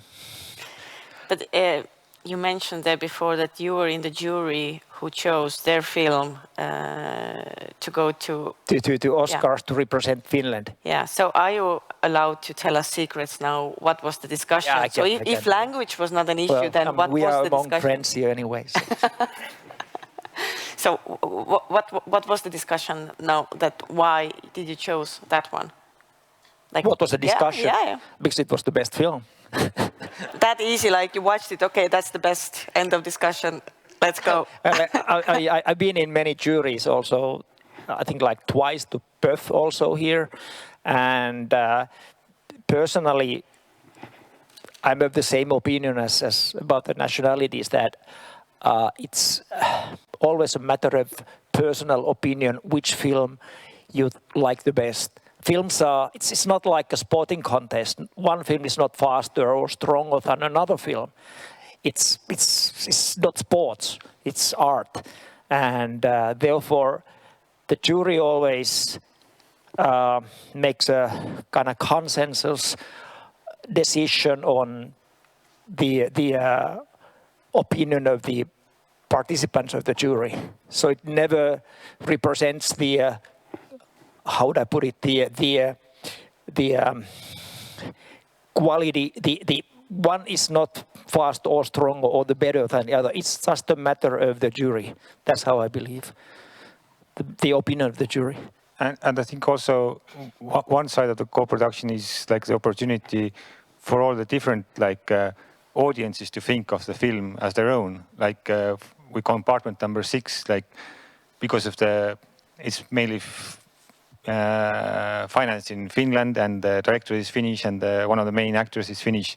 It gives like a stronger connection to the Finnish audiences, but also in Russia, because it's in Russian and it takes place in Russia, and one of the leads is kind of a Russian actor who has become very a big star in Russia now. So there's a connection to the Russian audience, and hopefully we can provide some connection to Estonian side to kind of have a reason to. If not, there's a half Estonian actress also. Yeah. So when you go and get your next prize, you're going to have a flag with you to make us more visible. Yeah, but overall... well, that's what the Somalis are now doing. I mean, Yeah, it is they are. the way to build the national culture and the identity of one nation. I mean, it is, of course, a tool for that. That's what culture is. But also, I think for audience, probably to say to tell the Somali audiences that the Finnish film is in the cinema is different to say that the first Somali film contending for the Oscar is in the cinema is kind of a different connection also for the audience, for a different reason to go. Well, it will be very interesting to see the numbers on Monday over the weekend, how it's performing. I have seen the film. It's a very good film, and it has a really good campaign. And I think we are living in extraordinary times. So some films that probably wouldn't have had the opportunity or had the following as they are having now are now kind of succeeding. And I see we are, and I think it's positive. I think, times are changing, and the audience is the audience views and tastes are probably changing a bit. How much the pandemic has influenced movie production? Because we just talked about events, and clearly it has a huge and rather negative impact. So what about your industry? You're allowed to go to Finland to film and then back to Tallinn. Regarding screenwriters, it has worked very well because we are very used to sitting at home and writing, and we have much self-discipline. But regarding for example, the filming of the compartment number 6, then I think the pandemic had just started when they were ending shooting in Russia, so they had just a little time to wrap up and then. Yeah, but otherwise I think we have, it hasn't been that, of course, that drastic as compared to concerts and live performances, but yeah, there have been delays and projects that have been postponed, and now compartment number 6 also was supposed to come out in Russia, but everything was in lockdown and it was delayed, and yeah, I think producers have a clearer idea what's going on. Well, I think in the beginning, so there was a kind of a time when kind of uncertainty. We didn't know how to come over this. But then I think the past 2 years have been the busiest forever, and it is not because of film production. It's about the production of drama series. The demand for drama series has just exploded. And the reason is that people have had time to watch television or watch the streaming at home, yeah. And the streamers have been investing a lot of money in content production. And quite soon after the beginning of the pandemic, so the film industry was able to introduce measures that were kind of helping to fight COVID and protect the crews and the actors. Lots of such positions as COVID coordinators and wearing the masks and daily testing or regular testing. That was all introduced into production. So I think we have survived as an industry and even been more successful and stronger now than before the pandemic. And what actually comes to writing and developing new projects, I don't know how it's in Estonia, but at least I have seen that we have actually had more projects in development. We have been able to commission writers to write even more projects and longer times, more drafts on scripts. There's been, and I think this is because the distributors and exploiters of our films, they still have confidence in the market. They have been investing in project development, which has enabled the producers then to commission the writers to write. I think it's regarding the TV series, it's like a strange situation in Estonia, that because all around us, even in Russia, in Finland, in all the Scandinavian countries, the demand for TV content is really high. But Estonia is, because there is no, actually really basically no state funding for TV drama. It means we are kind of out of this loop, and maybe now slowly trying to get into the loop through the kind of VOD platforms. But I think, yeah, that's one area where we could kind of cooperate more, or kind of would be good to integrate it into kind of a shared system in a way, because the market in Estonia is very small, and yeah, the TV production is only, we're mainly servicing Finnish but I think if you look at the Estonian Finnish film cooperation, so I can see that there was the period of having kind of common, sharing the crews and sharing the capital, but now is also the content. We are entering the phase of the kind of a higher level of development of this cooperation, when also the content matters.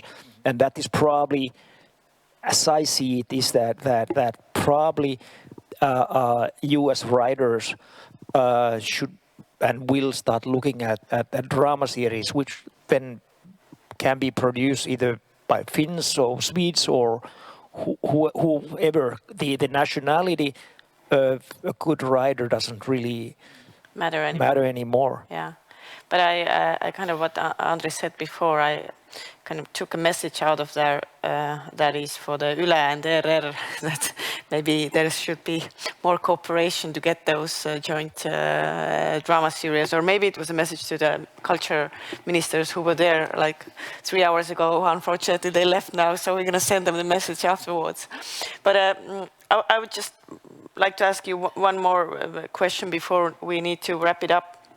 How much does one successful movie that you have been part of, whether you've been writing the script or producing it, influences you to get to the next one? In a way, if it's a feeling of success, do you have this urge, okay, I surely want to work with the same team again, because this is the model that works? Does it give you some kind of a pattern, or there's no such thing, it's rather something different?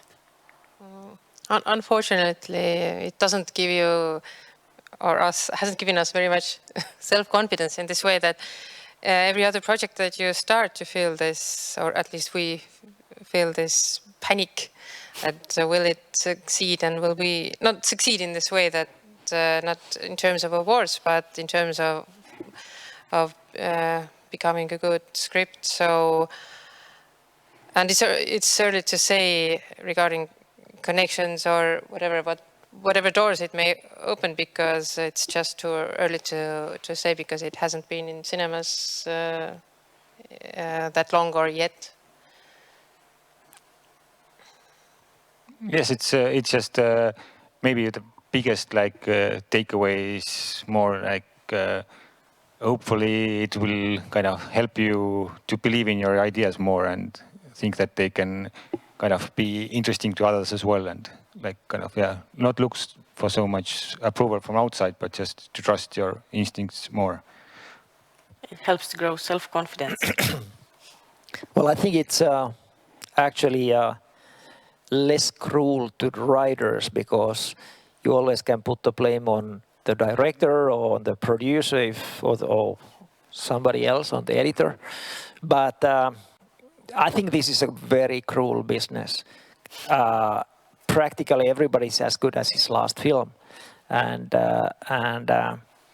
you can be a great producer, great director, but one failed film can kill you as a professional.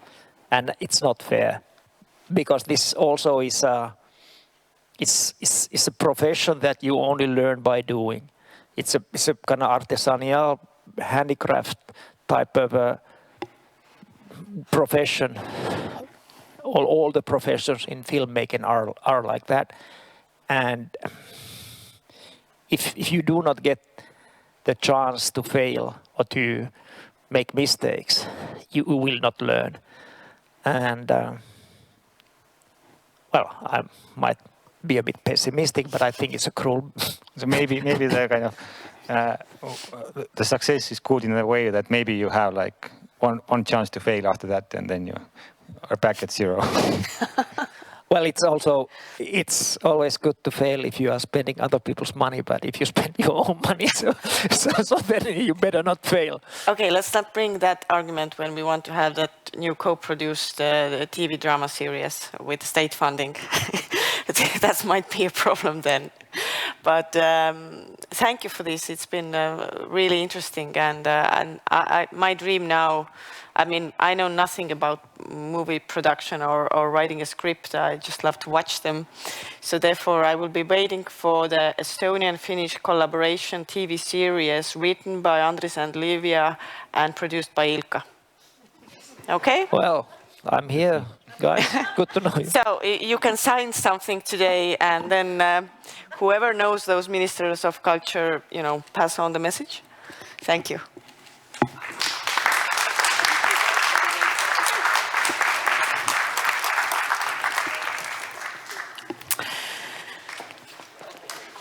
All right, time to change the language, and which means that ma nüüd hakkan eesti keeles rääkima.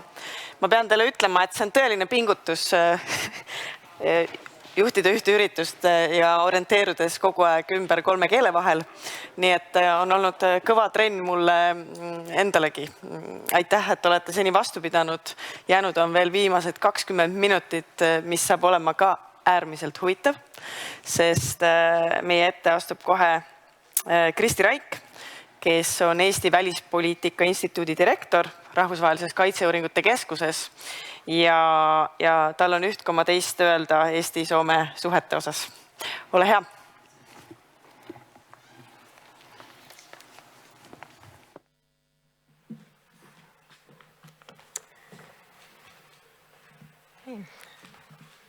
Tere kõigile, mul on tõesti hea meel siin olla ja eriti sellepärast, et ma just eelmine nädalavahetus käisin vaatamas filmi Hütti numero 6 Helsingis ja see oli väga muljetavaldav. Nii et minu tänud filmi tegijatele. Väga tore teid siin ka täna näha. Tietenkin paljon õnne Suomen instituudille. Palju õnne Soome instituudile, te olete suurepärast tööd teinud ja kindlasti teete suurepärast tööd ka edaspidi. Eesti keeles. Soome instituut Eestis on saanud 30-aastaseks ja teadagi me tähistasime sel aastal ka 30 aasta möödumist Eesti iseseisvuse taastamisest. Ja minu jaoks jäi selle sündmusega seotud aruteludest kõige rohkem kõlama selline mõte, et meil on läinud uskumatult hästi. Üks põhjus on muidugi see, et meil oli nii häid naabreid nagu Soome ja Põhjala-Balti riikide kogukond. Ja kui veel ajas tagasi vaadata, siis 100 aastat tagasi, natuke rohkem kui 100 aastat tagasi, said nii Eesti kui Soome iseseisvaks ja ka seda me oleme hiljuti tähistanud. Ja me teame, et meie ajaloos on olnud nii sündmusi, mis on meid ühendanud, kui ka sündmusi, mis on meid valusalt üksteisest lahku löönud. Ja ma tahaksingi täna rääkida teile natuke ajaloost, natuke rahvusvahelisest poliitikast täna meie ümber ja lõpuks kõige tähtsamast inimestest kahel pool Soome lahte. Aga kõigepealt siis ajaloost. Tõepoolest 30 aasta tagused sündmused olid pöördelised Eesti jaoks, aga ka Soome, Euroopa ja kogu maailma jaoks. Külm sõda sai läbi, Ida-Euroopa vabanes Nõukogude diktatuuri alt, piirid avanesid, müürid langesid ja 90-ndad olid idealismi ja uute võimaluste aeg. Meil Eestil oleks tõesti võinud minna palju kehvemini. Me oleme läbinud uskumatult kiire arengu kõigest ühe põlvkonna jooksul. Sellel on olnud oma hind, mida me täna maksame.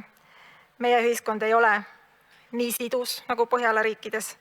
Meil on vähem usaldust oma riigi ja kaaskodanike vastu. Meil on ühiskonnas teravamaid lõhesid. Aga siiski, vaadates riike, mis on tulnud samast kohast ehk endisest idablokist nagu meie, me võime endaga päris rahul olla. Ja miks meil läks nii hästi? Lisaks sellele, et meil oli häid naabreid. Esiteks, otsustamise julgus, kiirus ja sihikindlus riigi siseste reformide läbiviimisel. Teiseks, selged välispoliitilised valikud, väga lühidalt öeldes võimalikult kiire naasmine läände ja Eesti sidumine lääne külge nii paljude niitidega nagu võimalik. Ja kolmandaks, erakordselt soodne rahvusvaheline keskkond. 90-ndatel ei olnud läänelikul demokraatlikul ühiskonna mudelil ega USA poolt juhitud maailmakorral tõsiselt võetavaid konkurente. Euroopa taasühendamine oli eurooplaste ja ameeriklaste ühine strateegiline eesmärk. Ja samal ajal Venemaa oli suhteliselt nõrk, püüdes ise luua häid suhteid läänega ja katsetades oma ühiskonnas liberaalse demokraatia rakendamist, küll piiratud eduga. See kõik lõi Balti riikide jaoks erakordselt soodsad tingimused areneda enda valitud suunas ja ehitada üles oma riiki. Väikeriigid üldse sõltuvad rahvusvahelisest keskkonnast palju rohkem kui suured. Ja nad peavad väga oskuslikult rahvusvahelises poliitikas navigeerima, selleks, et ellu jääda ja areneda. Kui me vaatame tagasi möödunud sajandi peale, siis näeme, et sellesse aega mahtus 3 suurt ajaloolist murdepunkti. Ja iga ajalooline murrang Euroopas tõi kaasa dramaatilise pöörde 3 Balti riigi jaoks. Euroopa poliitiline kaart muutus radikaalselt Esimese maailmasõja lõppedes, siis jälle Teises maailmasõjas ja 3. korda, kui lõppes külm sõda. Balti riikidel õnnestus 2 korda haarata kinni ajaloolisest võimalusest saada iseseisvaks, kuid 1 kord meid kustutati kaardilt maha. Nii et meie kandis on ühe inimese ellu võinud mahtuda mitu sellist maailmapoliitika murdehetke, mis on segi paisanud paljude inimeste elu ja saatuse. Minu vanavanemad mäletasid oma lapsepõlvest iseseisva riigi ülesehitamist. Nad olid vaevu täiskasvanud, kui iseseisvus kaotati ja said kogeda oma riigi taastamise võlu ja valu 90-ndate alguses. Peale Esimest maailmasõda sündis Euroopasse palju riike, mis ei olnud kunagi varem iseseisvad olnud. Soome, Balti riigid, Iirimaa, Austria-Ungari impeeriumi lagunemise tagajärjel tekkinud riigid. Ja vanade impeeriumite varemetel õitsesid uued poliitilised ideed. Venemaal, nagu me teame, jäi peale bolševism, millele toona läänes ennustati lühikest iga, kuid läks natuke teisiti.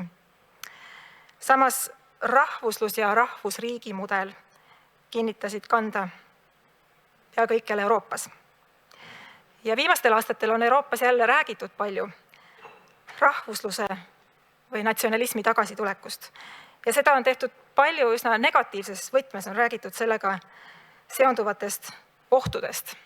Ja tõesti, rahvuslus on tootnud Euroopa ajaloos palju vaenu ja vihkamist ja sõdu. Kuid kui me vaatame enda ümber Põhja-Euroopas, siis me näeme ka, kuidas väikerahvad pakuvad näiteid sellest, kuidas rahvustunne on toetanud oma demokraatliku riigi ülesehitamist ja ühiskonna mitmekülgset arengut. Nii et rahvuslus võib olla ka positiivne jõud, mis hoiab ühiskonda koos ja viib meid edasi ja mis on ühtlasi maailmale avatud. Miks ma tahtsin seda Soome instituudi juubeli puhul esile tõsta? See on miski, mis on Eestile ja Soomele väga oluline, et me ei loovutaks rahvuslust ekstremistidele, populistidele ega autokraatidele, nagu Putin või Erdogan. Me peame ise hoidma ja uuendama oma mõõdukat, avatud ja demokraatiaga ühendatud rahvuslust. Rahvuslus hakkas levima 19. sajandil Euroopas käsikäes demokraatlike ideede levikuga ja meie regiooni tulid koos rahvuslusega kodanike õigused ja võimalused oma riigi ülesehitamisel osaleda. 30 aasta eest me saime Eestis koos iseseisvusega tagasi ka kodanike õigused ja vabadused. Nii et võib öelda, et ilma rahvusluseta meil suure tõenäosusega ei oleks ka demokraatiat ja ilma demokraatiata rahvusriiki. Teises maailmasõjas Eesti kaotas iseseisvuse, olles enne seda kaugenenud demokraatiast. Ja Soomes tähendas külma sõjaaegne soometumine nii iseseisvuse kui ka demokraatia nõrgenemist. Kuigi soometumise poliitika keskmes oli muidugi iseseisvuse säilitamine, mis Soomel külma sõja suurte hoovuste kiuste õnnestus. Me võime olla ajaloolise murde hetkel hävel ka täna. Me ei tea, mis meid ees ootab. Sellest me oleme siin täna ka varem rääkinud. Kõige suurem väärarvamus, mis Euroopas laialt valitses 30 aastat tagasi ja 90-ndatel, oli see, et Euroopa tulevik oli ühtne, vaba, demokraatlik ja turvaline.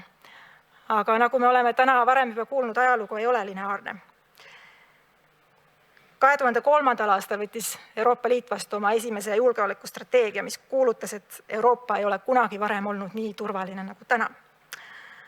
Aga juba 13 aastat hiljem sündis uus Euroopa globaalstrateegia, mis maalis Euroopa julgeolekust sootuks teise ja palju süngema pildi. Selleks ajaks oli külma sõja järgne idealismist kantud periood läbi saanud.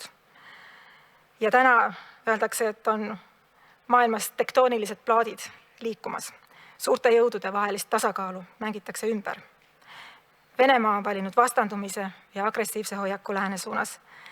Ja meie nii Eesti kui ka Soome paikneme sama liikuva plaadi serval, mistõttu võimalikud suurte jõudude vahelised kokkupõrked on meile eriti ohtlikud. Me oleme näinud, et koroonakriisi ajal ei suutnud viirus tuua suurriike kokku ühise vaenlase vastu võitlema, vaid vastupidi, viirusest ja sellega seonduvast vaktsiinidest, maskidest ja muust sai üks vahend, manipuleeritav tööriist suurriikide vahelises võitluses. Ja me teame, et viirus tekitas pingeid ka meie omavahelistes suhetes, meie piirkonna väikeriikide vahel. Kriisis tõmbusid kõik riigid endasse ja tegutsesid väga egoistlikult. Ma mainisin Eesti õigeid valikuid 90-ndatel.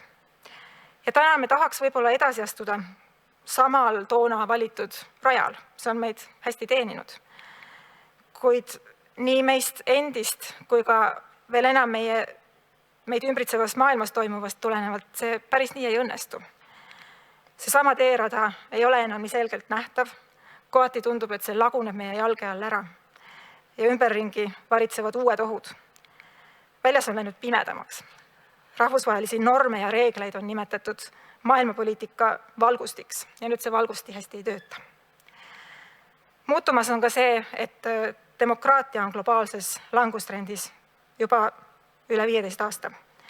Ja demokraatia nõrgenemise arengusuund hõlmab ka mõnesid vanu läänedemokraatiaid. Suurriikide vahelise konkurentsi üks oluline mõõde on võistlus demokraatliku ja autoritaarse süsteemi vahel. Kumb suudab pakkuda inimestele paremat elu? Meie siin võime arvata, et vastus on selge ja lihtne, aga paljude inimeste jaoks maailmas see nii ei ole. Ja seegi õõnestab meie julgeolekut. Nii et veel kord, ma olen rääkinud siin nii palju demokraatiast ja rahvuslusest, kuna see on oluline osa Eesti ja Soome ühisest väärtuspõhjast, millele on rajatud meie iseolemine rahvustena, ilma selleta ei saa olla kultuurikoostööd ja sellest sõltub ka meie julgeolek. Sellestki oli täna juba juttu, et praegune julgeolekukeskkond on meie regiooni väikeriikide jaoks ohtlik. Kuid samas see on toonud meid üksteisele lähemale. Eriti me oleme näinud, kuidas Põhjamaade koostöö on taas muutunud tähtsamaks ja nähtavamaks. Ja huvitav on ka see, et Põhjala koostöö täna rõhutab väga tugevalt julgeolekuga seonduvaid teemasid, mis on suur muutus võrreldes külma sõja ajaga, mil julgeolekuteemad jäeti rõhutatult kõrvale. Ma usun, et kõigi meie Põhjala-Balti regiooni riikide huvides oleks tugevdada ka Põhjala-Balti koostööd, mis Põhjamaade jaoks tundub olevat teisejärgulise tähtsusega ja me saame sellest aru, et Põhjamaadel on oma väga tugev ajalooline side ja koostöö. Kuid siiski, meie regiooni, siis kõigil Põhjala-Balti riikidel on ühiseid elulisi huve tänases rahvusvahelises keskkonnas. Meie huvides on näiteks see, et riikidevahelises suhtluses peetakse kinni ühistest mängureeglitest ja et reeglite rikkumisel on tagajärjed ja et kestaks Euroopa ühtsus ja lääne ühtsus, mis meid kaitseb. 3 Balti riiki ja 3 Põhjala riiki kuuluvad Euroopa Liitu ja see on selline raamistik, mis tugevdab meie rahvusvahelist positsiooni ja annab meile võimalusi maailmapoliitikat mõjutada, kui me ainult oskame neid ära kasutada.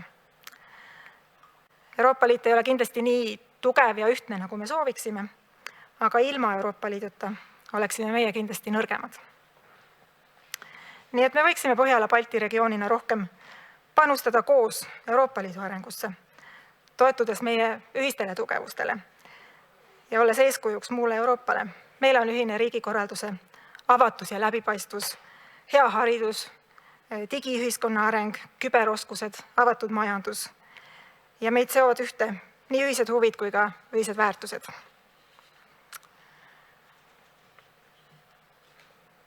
Aga nüüd lõpetuseks inimestest. 30 aasta tagused sündmused olid pöördelised ka minu jaoks isiklikult. Ma sõitsin esimest korda üle Soome lahe 90. aastal ja ma läksin toona Soome õppima, mis siis oli midagi väga erakordset ja haruldast. Nagu öeldud, see oli suurte muutuste aeg ja idealismi aeg. Nooruses kogetu mõjutab tugevalt inimese maailmapilti ja aru saama sellest, millised on võimaluste piirid, millised on meie lootused ja unistused. Mina mäletan oma murdeajast seda, kuidas ma seisin lauluväljakul osalemas laulvas revolutsioonis või osalesin esimestel rock-festivalidel Rock Summeril Tallinnas. Kuulasin punkbände, mis laulsid perestroikast ja glasnostist ja see kõik oli toona väga cool. Nii et ma kuulun sugupõlve, mis elas läbi radikaalseid muutusi meie igapäevaelus, meie riigis ja maailmas meie ümber. Ja see kõik tõi kaasa uskumatuid uusi võimalusi. Ja mis on veelgi uskumatum, sellest ma olen aru saanud alles hiljem, kui ma õppisin rahvusvahelist poliitikat, et see kõik toimus peaaegu ilma vägivallata. Sellised pöördehetked on maailma ajaloos haruldased. Täna on minu tütar murdeeas ja arvatavasti tema mäletab kogu oma elu, kuidas järsku üks nähtamatu viirus sulges piirid ja koolid ja palju muud ja kuidas igapäevased tegevused järsku muutusid ohtlikeks või võimatuteks. Aga siiski, mis on endiselt võimalik ja mis oli täiesti võimatu minu lapsepõlves, on see, et meil on 2 kodu, üks Soomes ja teine Eestis. Ja tänapäeval selles ei ole midagi nii väga erilist. Sellisel elul on põnev nimi, hargmaisus. Ja minu meelest kõige parem definitsioon, lihtne definitsioon hargmaisusele on see, et hargmaised on inimesed, kellel on 2 elu. Nad räägivad 2 keelt, nad tunnevad seotust mõlemas kultuuriruumis, neil on 2 kodu ja nad hoiavad majanduslikke, poliitilisi ja kultuurilisi sidemeid mõlema riigiga. Me ei tea täpselt, kui palju on Soome-Eesti hargmaiseid inimesi, kuid neid on tuhandeid. Ja ma usun, et meie riigid saaksid teha veel rohkem selleks, et hargmaine elu oleks võimalikult ladus ja vaba bürokraatlikest takistustest. Digiühiskonna areng võimaldab luua uusi digitaalseid ühendusi, näiteks maksu, pensioni, tervisehoiusüsteemide vahel, mis on küll igas riigis eraldi ja erinevad, kuid neid saab panna paremini omavahel suhtlema. Hargmaistel inimestel on Eesti-Soome suhetes oma oluline koht, me seome ühiskondi kokku. Kui me üksteist tunneme ja meie riikide vahel on häid sidemeid, oleme me ka valmis paremini kriisiolukordade ja erinevate väliste ohtudega hakkama saama. Juba mainisin, et koroonakriis näitas, kui keeruline võib olla kriisiolukorras suhtlemine isegi oma kõige lähedasemate naaberriikidega. Meie hargmaised tunnetame eriti tugevalt ka seda, millest ka oli juba täna juttu. Ja näiteks sellest on kirjutanud Indrek Tammeaid, veel üks hargmaine, et eestlased ja soomlased ei tunne täna üksteist nii hästi nagu 20-30 aastat tagasi. Ajad on teistsugused. Toona oli Soomel ülioluline Eesti läände naasmist toetav ja abistav roll. Ja hiljem, kui kadus vajadus sellise abi järele, siis muutusid ka suhted vähem olulisteks, vähem lähedasteks, pinnapealsemateks. Soomlased käivad Eestis shoppamas ja Eesti pered käivad suvel Linnanmäel, aga vähemaks on jäänud inimesi, kes teist ühiskonda tõesti tunnevad. Koroonakriis on tõstnud esile ka meie ühiskondade vahelisi erinevusi. Kuigi rahvusvaheline julgeolekukeskkond lausa lükkab meid üksteisele lähemale ja meil on suures plaanis ühised väärtused, siis on meie ühiskondade väärtushinnangutes ka olulisi erinevusi. Mõned märksõnad: usaldus, sallivus, hoolivus, võrdsus. Ja selles osas Põhjala riigid on endiselt Balti riikidele eeskujuks, mille poole püüelda. Kuid milles on Eesti Soomele eeskujuks? Külma sõja järgsel perioodil iseloomustas Eestit dünaamilisus, innovaatilisus, võime kiiresti otsuseid teha ja muutuda, ajaga kaasas käia ja vahel ka teistele teed näidata. Täna kohati tundub, et me oleme selle tugevuse kaotanud, aga võib-olla siiski mitte. Kindlasti võib öelda, et erinevused Eesti ja Soome või ka Põhjala ja Balti ühiskondade vahel on 30 aasta jooksul vähenenud. Ja võib arvata, et tulevikus vähenevad veelgi. Muidugi ei kao nad kunagi ega peagi kaduma, kuid meil on sarnane ühiskonnakorraldus ja meie ühiskondade vahel on tuhandeid uusi sidemeid, niite ja võrke, mis on tekkinud viimaste aastakümnete jooksul. Oluline on ka see, et meie suhted on muutunud võrdsemaks. 30 aastat tagasi Soomes mõeldi, kuidas me saame Eestit aidata. Ja Soome tõesti aitas meid palju. Aga täna me mõtleme selle peale, mida meil on koos maailmale pakkuda. Ja just sellest me oleme siin täna palju rääkinud. Mis on meie ühised tugevused? Mida me saame koos teha, et kaitsta seda, mis on meile väärtuslik ja kuidas ühiskondadena koos edasi areneda? Ma ise osalen järgmise Eesti-Soome tulevikusuhete raporti koostamisel. Seekord on meid natuke suurem rühm inimesi seda raportit tegemas kui eelmistel kordadel. Lisaks raportööridele on sellesse töösse kaasatud ka Välispoliitika instituudid mõlemal poolel ja me oleme püüdnud kaasata sellesse töösse ka võimalikult palju inimesi, kes Eesti ja Soome suhetega töötavad, ka mõnedele teist on see protsess juba tuttav. Ja liiga vara on veel öelda, milliste tulemusteni see raport jõuab, aga me oleme läbivalt rääkinud 2 olulisest mõõtmest. Üks on see, kuidas veelgi tugevdada Eesti ja Soome omavahelisi suhteid, neid sildu ja neid niite, mis meid ühendavad.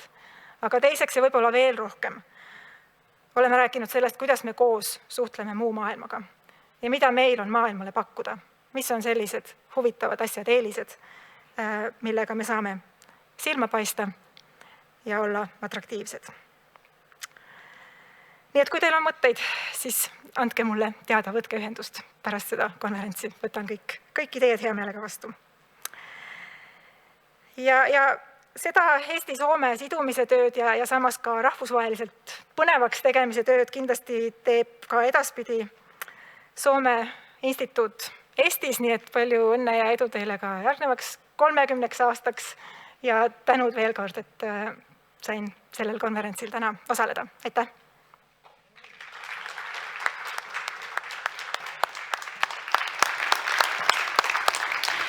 Aitäh sulle, Kristi. Äärmiselt südantsoojendav oli sinu arutlus ja eriti need soovid lõpus. Aga aitäh sulle. Kuulge, pidupäev hakkab läbi saama. Ja siis Soome instituudi toredad inimesed kõik palusid mulle, et ma ütleks lõpus midagi ilusat. Ja siis ma mõtlesin, et päev on olnud täis nii palju ilusat, et ma nagu ei oskagi midagi öelda.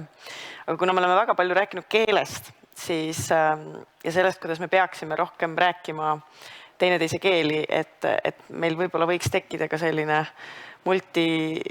multikeelekultuur võib-olla Helsingi ja Tallinna kontorites, kus me võimegi vabalt rääkida 2 keelt.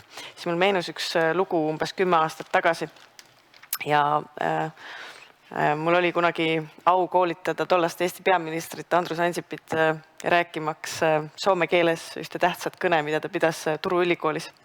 Oli siis isegi Turu kirikus, ma ei mäleta. Ja ma ütlen teile, et see on üks kõige raskem keeletund, mida ma olen oma elus veetnud. Sest pane tartlane rääkima soome keelt. See on tõeline väljakutse, aga ta sai sellega väga hästi hakkama. Ehk et ja minu õppetund sellest on see, et kui tema sai sellega hakkama, siis tegelikult saab igaüks hakkama. Ja seetõttu innustan teid kõiki rohkem õppima keeli, aga antud juhul siis eelkõige eestlased soome keelt ja soomlased eesti keelt. Aga siiski, lõpsena tuleb hoopis Hannele käest, kes räägib väga head eesti keelt ja kes on süüdi kõigest sellest, mis siin täna toimunud on koos oma tiimiga. Tule siia. Jah, süüdlased lavale. Aitäh. Kas ma võiksin siis rääkida eesti keeles, kuna ma olen soomlane, eks ole? Ja ma arvan küll, et oma vigase eesti keelega. Mul on äärmiselt hea meel olnud kuulata inspireerivaid sõnavõttu siin, mis on puudutanud meie järgmist 30 aastat ehk tulevikku. Tulevikule mõtlemine on selleks ka tore, et me ei saa kunagi minevikus elada ja praegune hetki juba läks. Nii et parem, et me mõtleme tulevikule, aga süüdi ma ei ole küll sellele konverentsile. Eriti siin on süüdlased istuvad siin, mina näitan näpuga. Eriti Anu Heinonen, eelmine juhataja, kelle ajal pandi juba ettevalmistused tööle ja see suurepärane Soome instituuti meeskond ja kõik see alus, mis on rakendatud nende sedagi üle-eelmiste juhatajate ajal. Nii et süüdlasi siin on küll veel palju. AK-s öeldakse tihtipeale uudiste algused, et mõned märksõnad lõppevast päevast. Mõned märksõnad lõppevast seminarist. Ütlen mõned märksõnad, mis mul jäi meelde.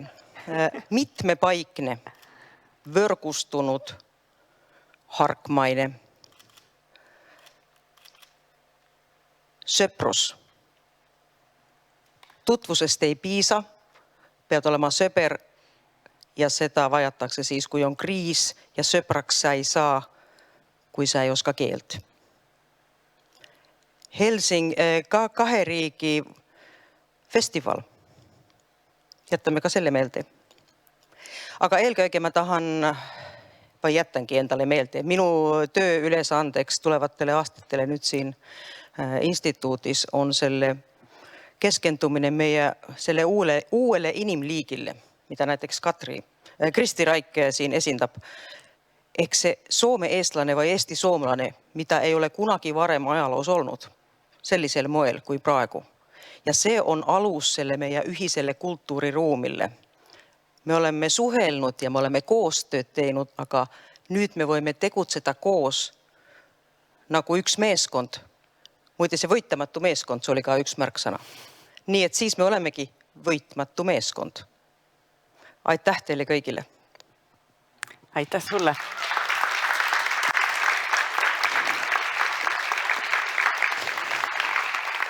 Ja kuna... Ma tahan eriti tänada meie suurepärast. Aitäh sulle. Kuna tulenevalt koroona olukorras siis pidu õhtul jääb ära, aga Hannele lubas, et see tuleb millalgi ja siis topelt suurem, eks? Oli nii? Ma lubasin sinu eest praegult. Aga sellest olenemata Soome instituudi poolt on korraldatud mitmeid kultuurisündmusi siinsamas lähistel ja tegelikult üle Eesti viimase aasta jooksul, et meeles pidada seda 30. juubeliaastat. Aga siinsamas kõrval, kui ma nüüd õiget pidi orienteerun, vist praegu tasakul, on Fotograafiska, kus on hetkel üleval Arno Rafael Minkineni fotonäitus 200 aasta aega. Minge vaadake, suurepärane elamus, minu absoluutne lemmik läbi kõikide Fotograafiska näitust, et ma kindlasti lähen seda veel vaatama.